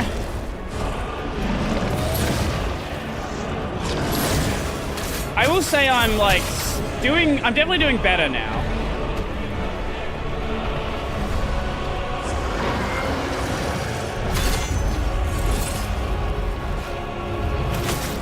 Yeah, charge is only 6k. Which that doesn't seem right. Maybe Are you serious? Maybe charge only works properly when you have 2 or more. Okay, let's swap my Phantom out so I actually have one that's doing something. Phantom abilities. Because yeah, I have this one. Oh, dodge stamina doesn't care. Ranged attack could be useful. Defeating enemy with a javelin, no, it's not really useful here. Maybe we just go back to this. Yo, cats, how's it going? Welcome, welcome, welcome. I am fighting the worst boss in the game, and we're probably not going to beat it today, but we'll see. Because we're also not gonna do React today, because I've got a podcast to do after this in about an hour. Ah, good start. Fantastic start. Immediately get clocked. Okay.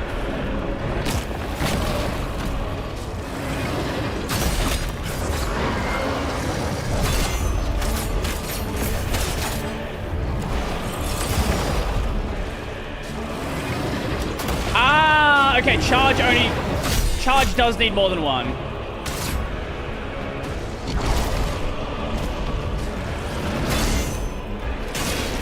Okay. At least one, maybe yeah, it might be like 1.5, maybe. There's definitely not 1.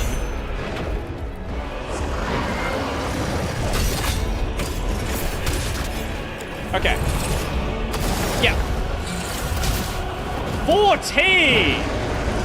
Okay, it's definitely worth it bringing two gauges there.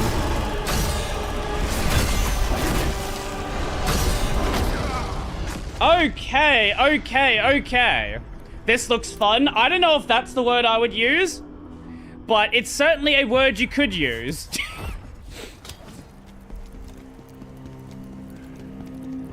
Maybe it lets you do like 3 charge. I don't know. We're gonna find out with a 3 charge. I think it might be. Because it looks like it might be like a damage multiplier situation where it's like the more you have, it's like more damage than doing them individually.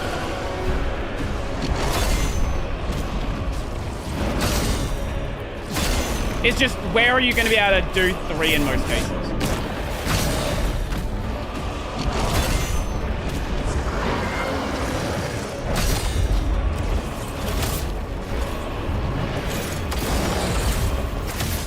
Okay.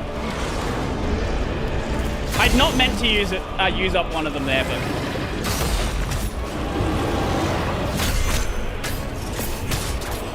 it's fine. It's fine.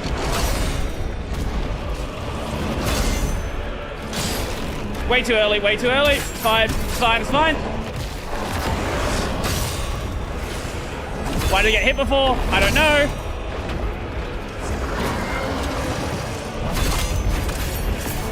I don't know what I would do in this fight if I wasn't using the spear, where I do stamina damage even when I don't hit him, or it's just like when I block him. Yeah, what is that? I don't remember that being an attack you could do before.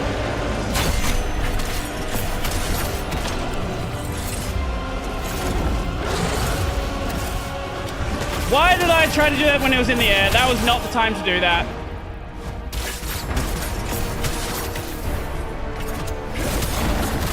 Okay.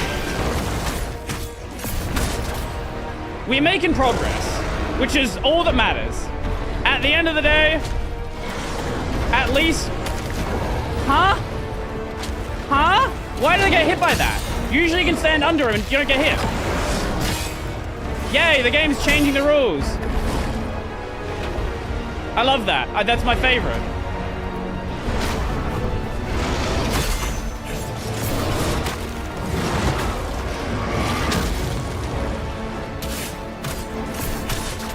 I love it when I cannot guarantee what's gonna happen.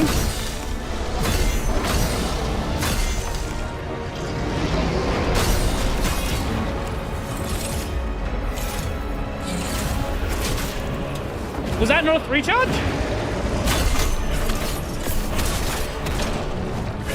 Was that? I thought it did a 3-charge there. And okay. Hey, on the bright side, at least it doesn't have a at least it has a stagger gauge, not a stamina bar. A stamina bar would make this so much worse. It's like, oh, you have to constantly be keeping up damage, otherwise you're not going to make any progress.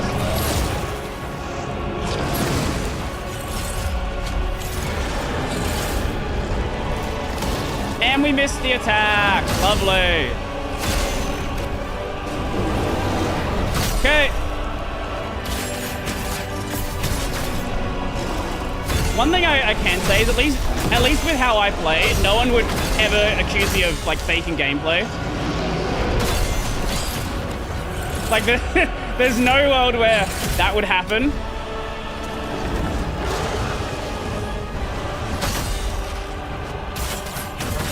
Okay, another one.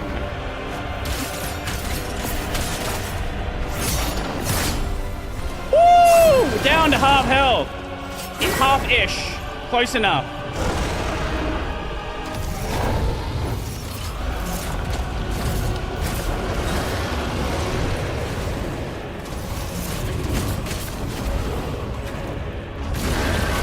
Oh my god, okay.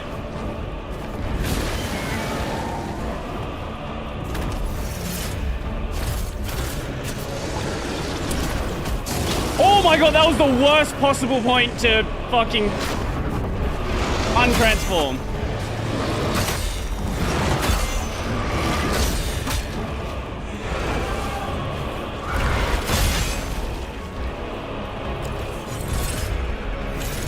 Untransform, detransform, transform back. Okay. Ah, no, no, no, no, no. You do not give him a one hit. I heard that noise. I heard that noise. That was gonna be a fucking one hit. What do you mean you've given him that?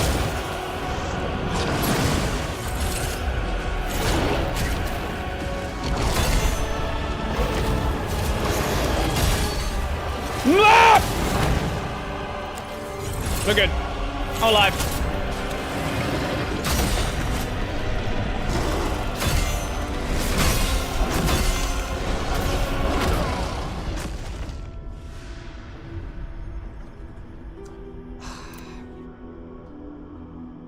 Nope.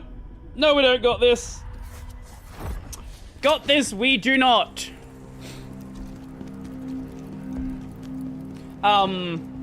I'm gonna chuck some food in the oven. I'll be back in just a sec.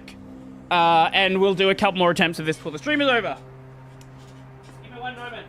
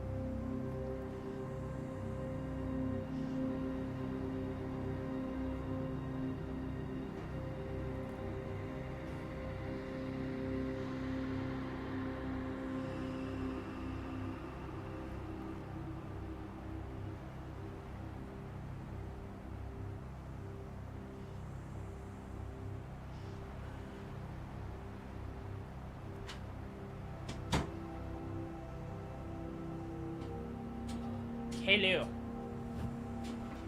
React instead. No, I'm actually just gonna end it. The stream's gonna be over in like 20 minutes. So I don't really have time for React.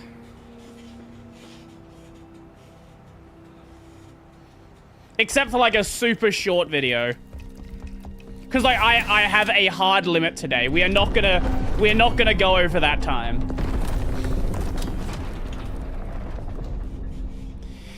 Okay. Come on, Hismar. I think we should just keep the... I think I should just keep my, my transform as like a revive, basically, rather than actually using it. But I just got here, well, I can't help you with that one.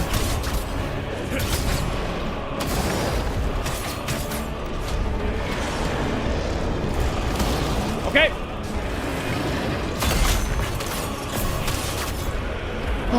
Tomorrow will be a normal stream though. Next week will be normal streams as well.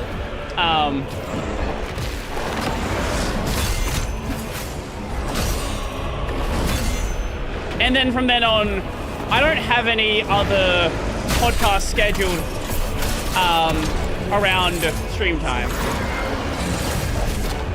Okay, so you actually can do a 3 charge. Just got to be careful with it and not...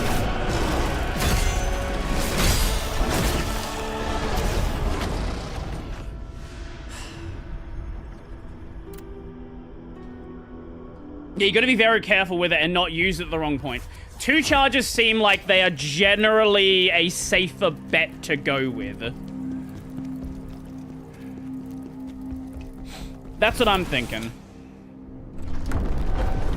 Now, I could just summon. That's like an option as well. And that probably would make things go a little bit smoother. But I haven't done any other bosses with summons, so, you know.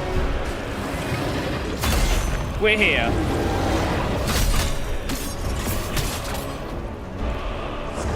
We're here, I fear.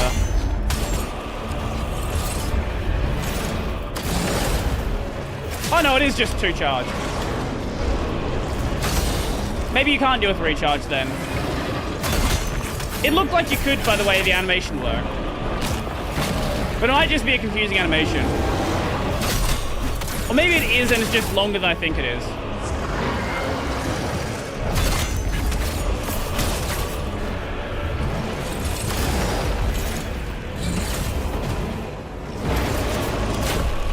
Come on! I should have had time for that.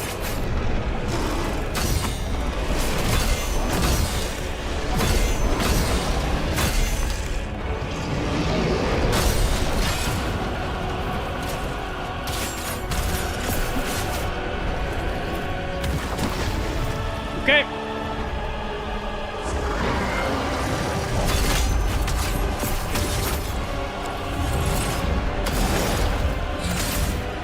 Thank you, and... Bad timing, very bad timing.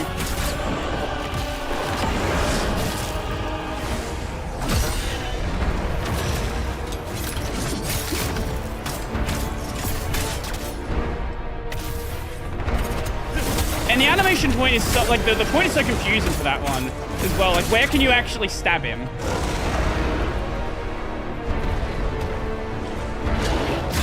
Okay.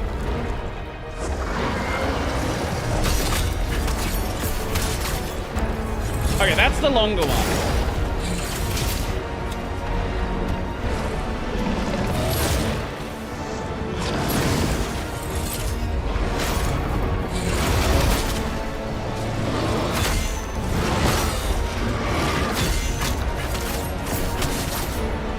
Yeah, with the, when he goes into the air, it's really dangerous to try to get a javelin in there. You can certainly do it, but if you fuck up the timing, you will get very punished. Like, with that, right?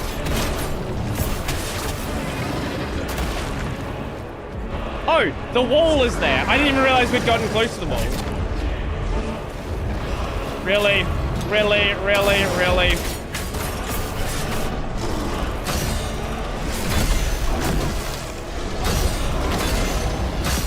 Okay, now he's gonna do face slam.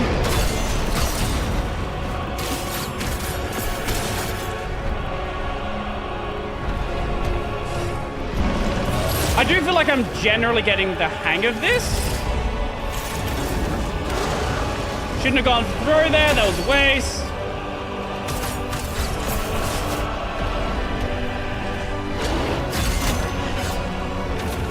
Yeah, I'm definitely getting the hang of this, but at the same time, it's just like... It still sucks.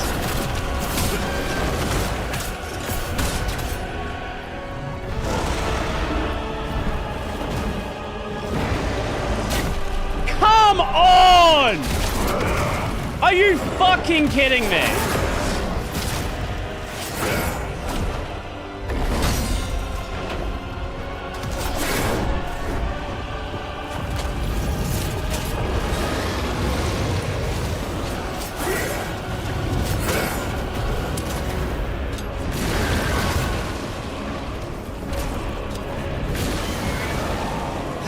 This is not the run. This is not the run.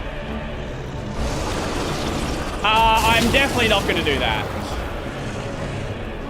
That is definitely not going to happen. Because if I was to cancel the podcast, it would be react time after this.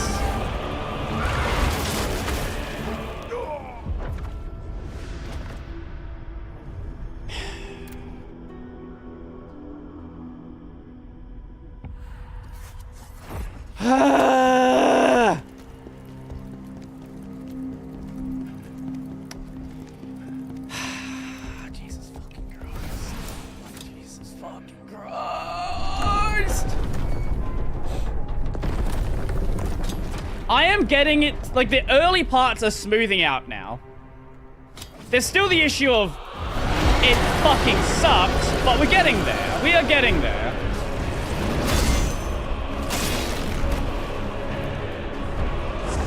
He would only do that if stream made him money. Look, I could just stream on the main channel and that would go a lot smoother, but you know, it is what it is. We stream here.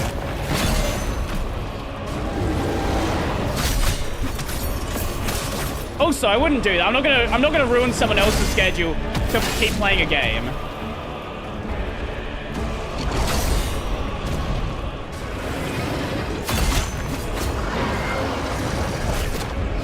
That was a block. That was a block.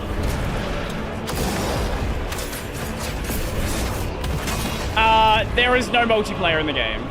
That is not a thing.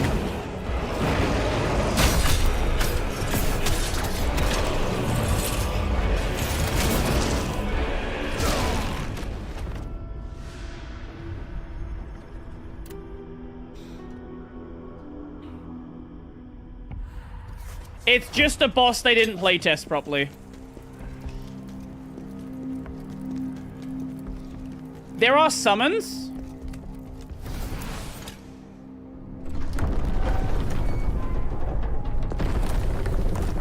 But that's it.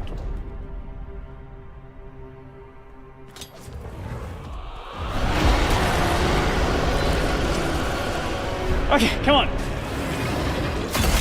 For sure this time. Yeah, for sure this time.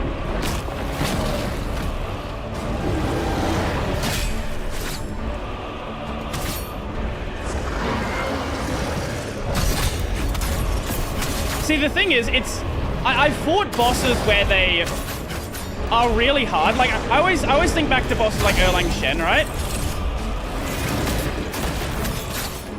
Where it's a really hard boss. The thing with Erlang is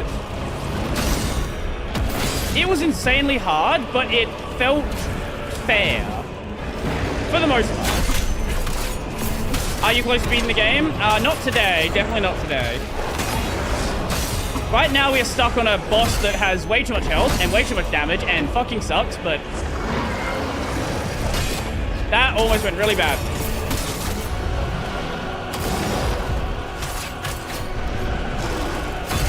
Erlang fit on the screen. That did help. Well, Wukong had bosses that were really big. The thing is that the camera in those cases was sort of like adjusted to make sense for what you're doing.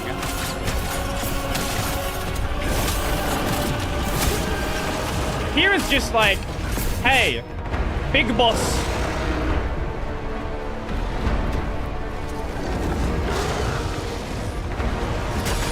Bad timing.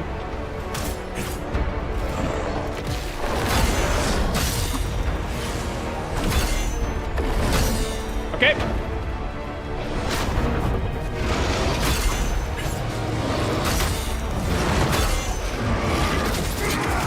That, fuck off.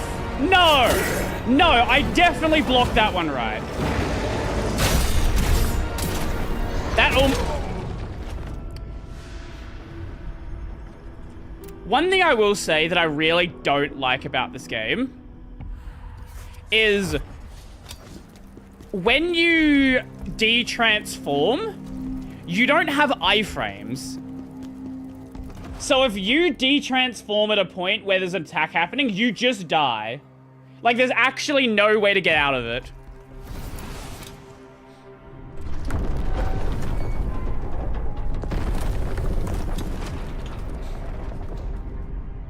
We've had a pretty good run, like, we had a pretty good run earlier. So it's not impossible. It's definitely not impossible. It's just, we have to play basically perfectly.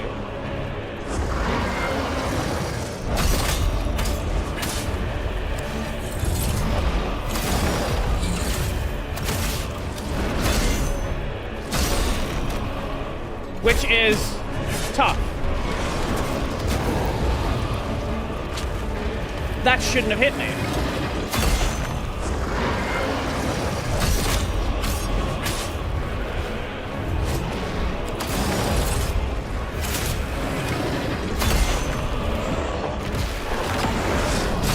Okay.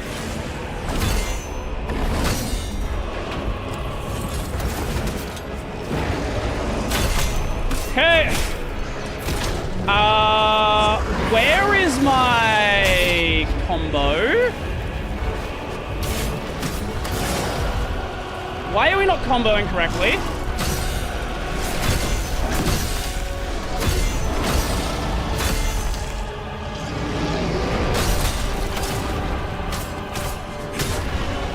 That's not what that attack is.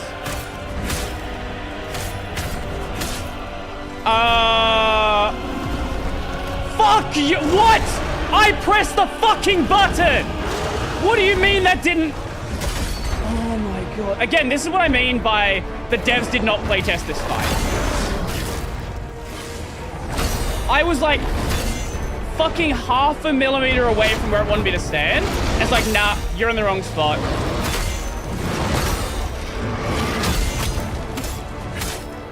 Where is my combo? Why? What? Wait, no.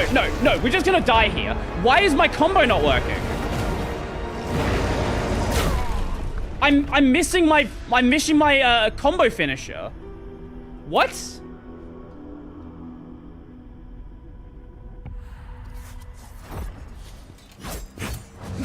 That's not how that combo goes. What? Where the fuck did my skill go?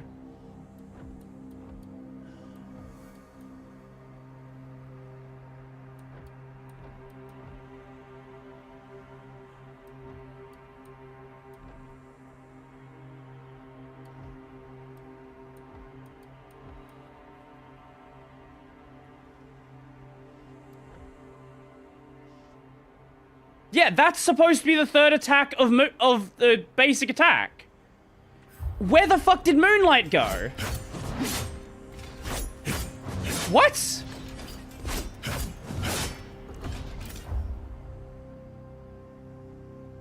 It's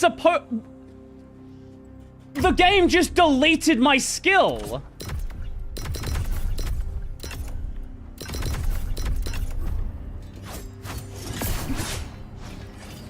What the what? I didn't change my skill set. It just deleted it. What the fuck? What? How does that happen?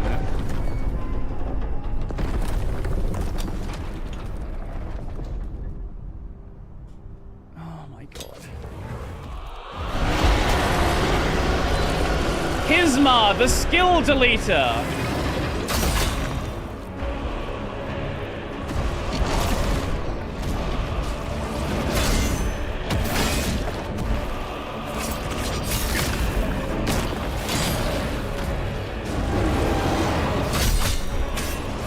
There we go, now it works properly.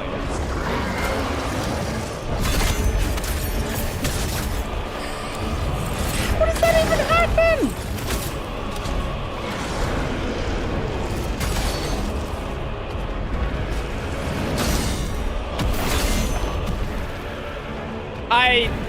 I don't even know at this point.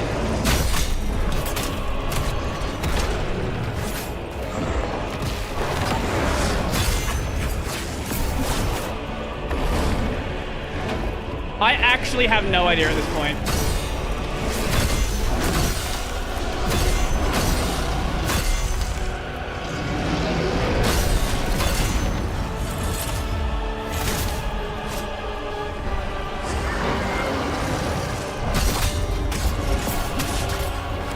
Just trolled in real time by the game.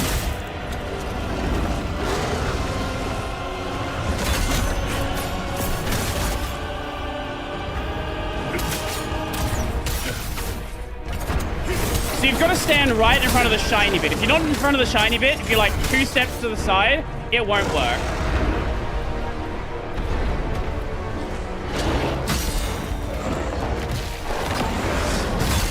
Okay.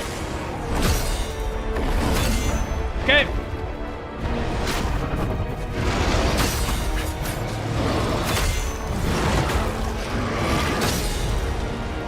I do love that it's not clear which attack it's going to be when you, when he does that slam down, whether it's going to be the combo or the regular one.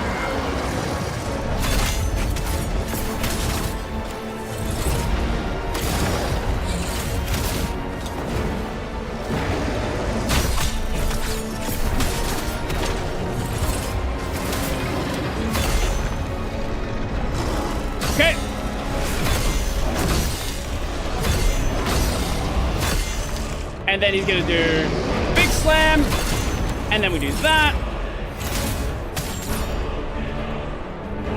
We are making progress.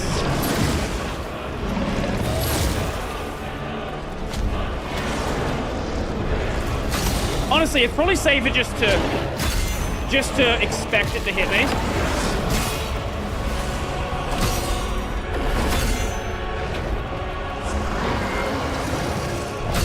Okay.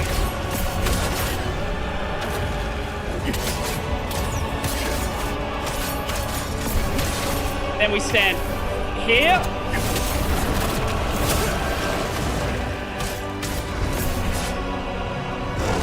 Well, I can see the edges of the arena, right? Like it's not an infinite arena, but it's large enough for this fight. I've not run into the wall. Like I've gotten close to the wall, but I've not run into them yet, which has been a problem in some fights, even with smaller enemies. At least they realized that maybe putting this in a small arena was a bad idea.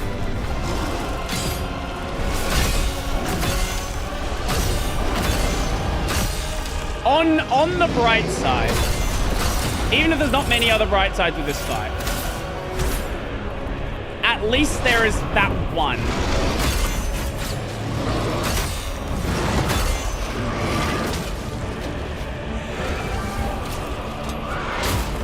Oh my god, okay. That almost went really badly.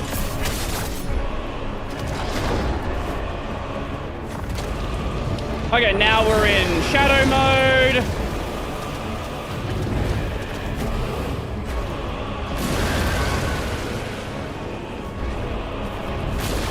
Okay.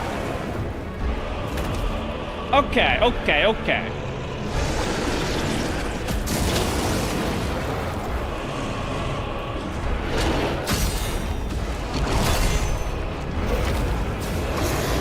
Okay, now we back away! And that's gonna cause AoE damage on the ground. Never stand on the...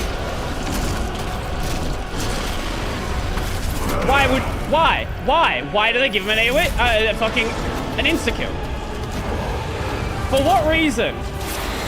For what reason does this boss, of all the fucking bosses, need a fucking insta-kill?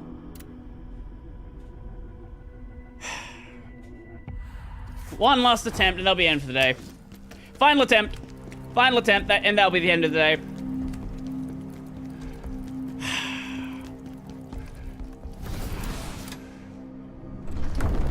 Like, I get it with some of the other bosses, but this boss is already so fucking big, so fucking long, it doesn't also need an insta-kill attack. Just because you can doesn't mean you should.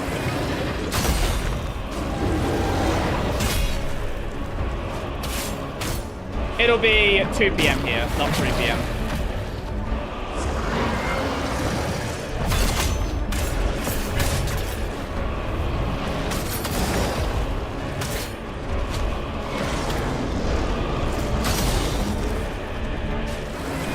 Like, by the time this fight ends, it'll be a few minutes after that. But, close enough. I just want to give myself time to eat some food for the podcast. And then get a couple of things prepped for it as well.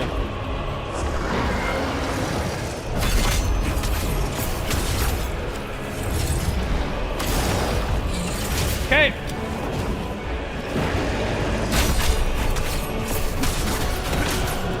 That was bad timing. I could have remembered that was a 3 combo one.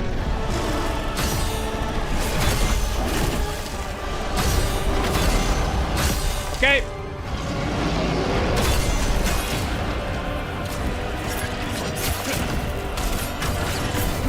Okay, and then get around here. And there. Yep. Okay, we're good. We hit it.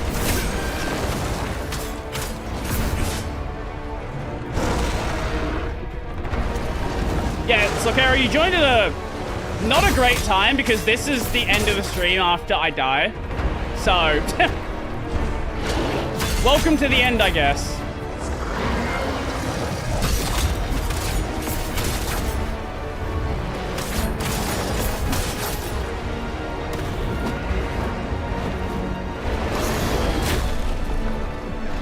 Okay, that was not great.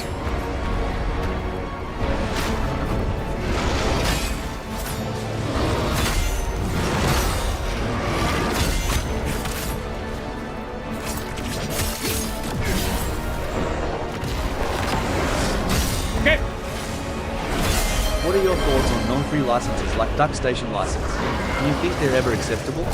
Well, I don't think it's acceptable to turn a GPL project into that for sure. I think at the end of the day, right, it's a matter of what do you agree with when the project first begins. I'm not a big fan of projects relicensing into more restrictive licenses. But if from the ground up it's set, like I use, like we're literally playing some proprietary software, right?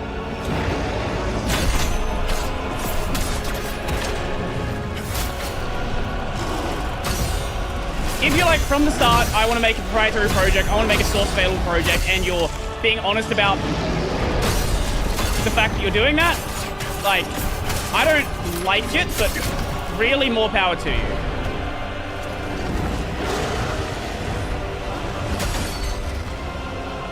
Bad timing.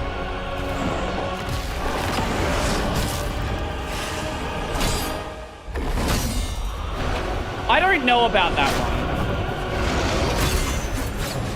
Because at the end of the day, I don't like the logic that free software licenses are like more freedom protecting. Because at the end of the day, they are, like, their goal is to be the opposite, right? I've never been a fan of the framing of it as that's what a free software license does. Like, no, the goal of a free software license is to restrict freedoms. It's restricting freedoms to protect other freedoms.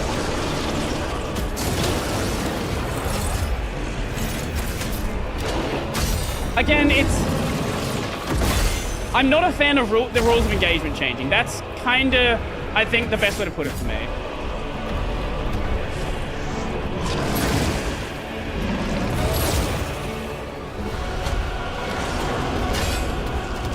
But at the end of the day, if that's what the contributors agree to, great.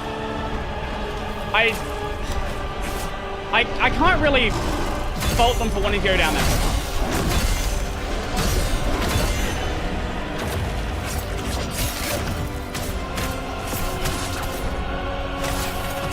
Okay. This is the best run we've had in a while.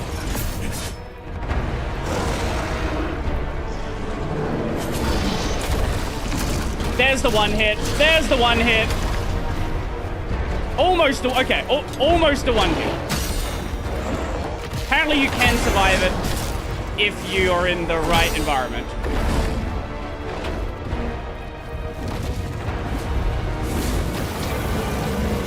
Okay, back away. That's AoE damage.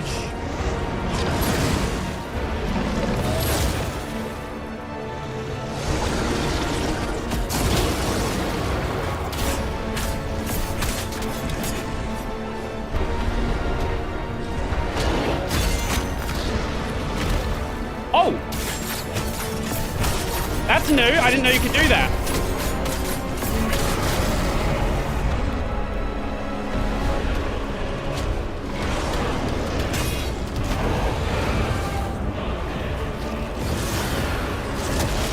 Oh, it literally is fucking... Are you serious? It is actually Nergigante. It is actually just Nergigante. Great. Okay. Okay, why does he have the Nergigante dive bomb? Who thought that was a good idea? Why? Why did you do that? Yeah, I'm just grabbing the currency here. Okay, well, I'll keep that in mind for next time we do this fight. Jesus fucking Christ.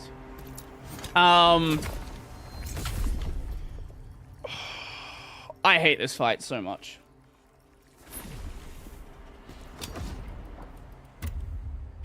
Okay, well, that's gonna be it for today. I don't know if anyone's streaming right now. Let's find out.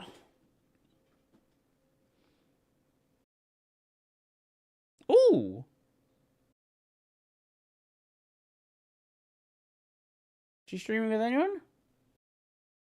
Wait, 3 raids at once? Yeah. What the shirt? Yeah. Okay. Oh, she just got raided by some other people as well. Okay, I'll send you guys over to Mikan. Go be nice to Mikan.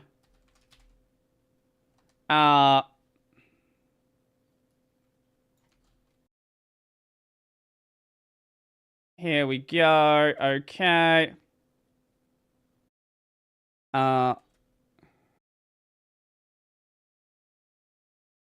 Let me bring up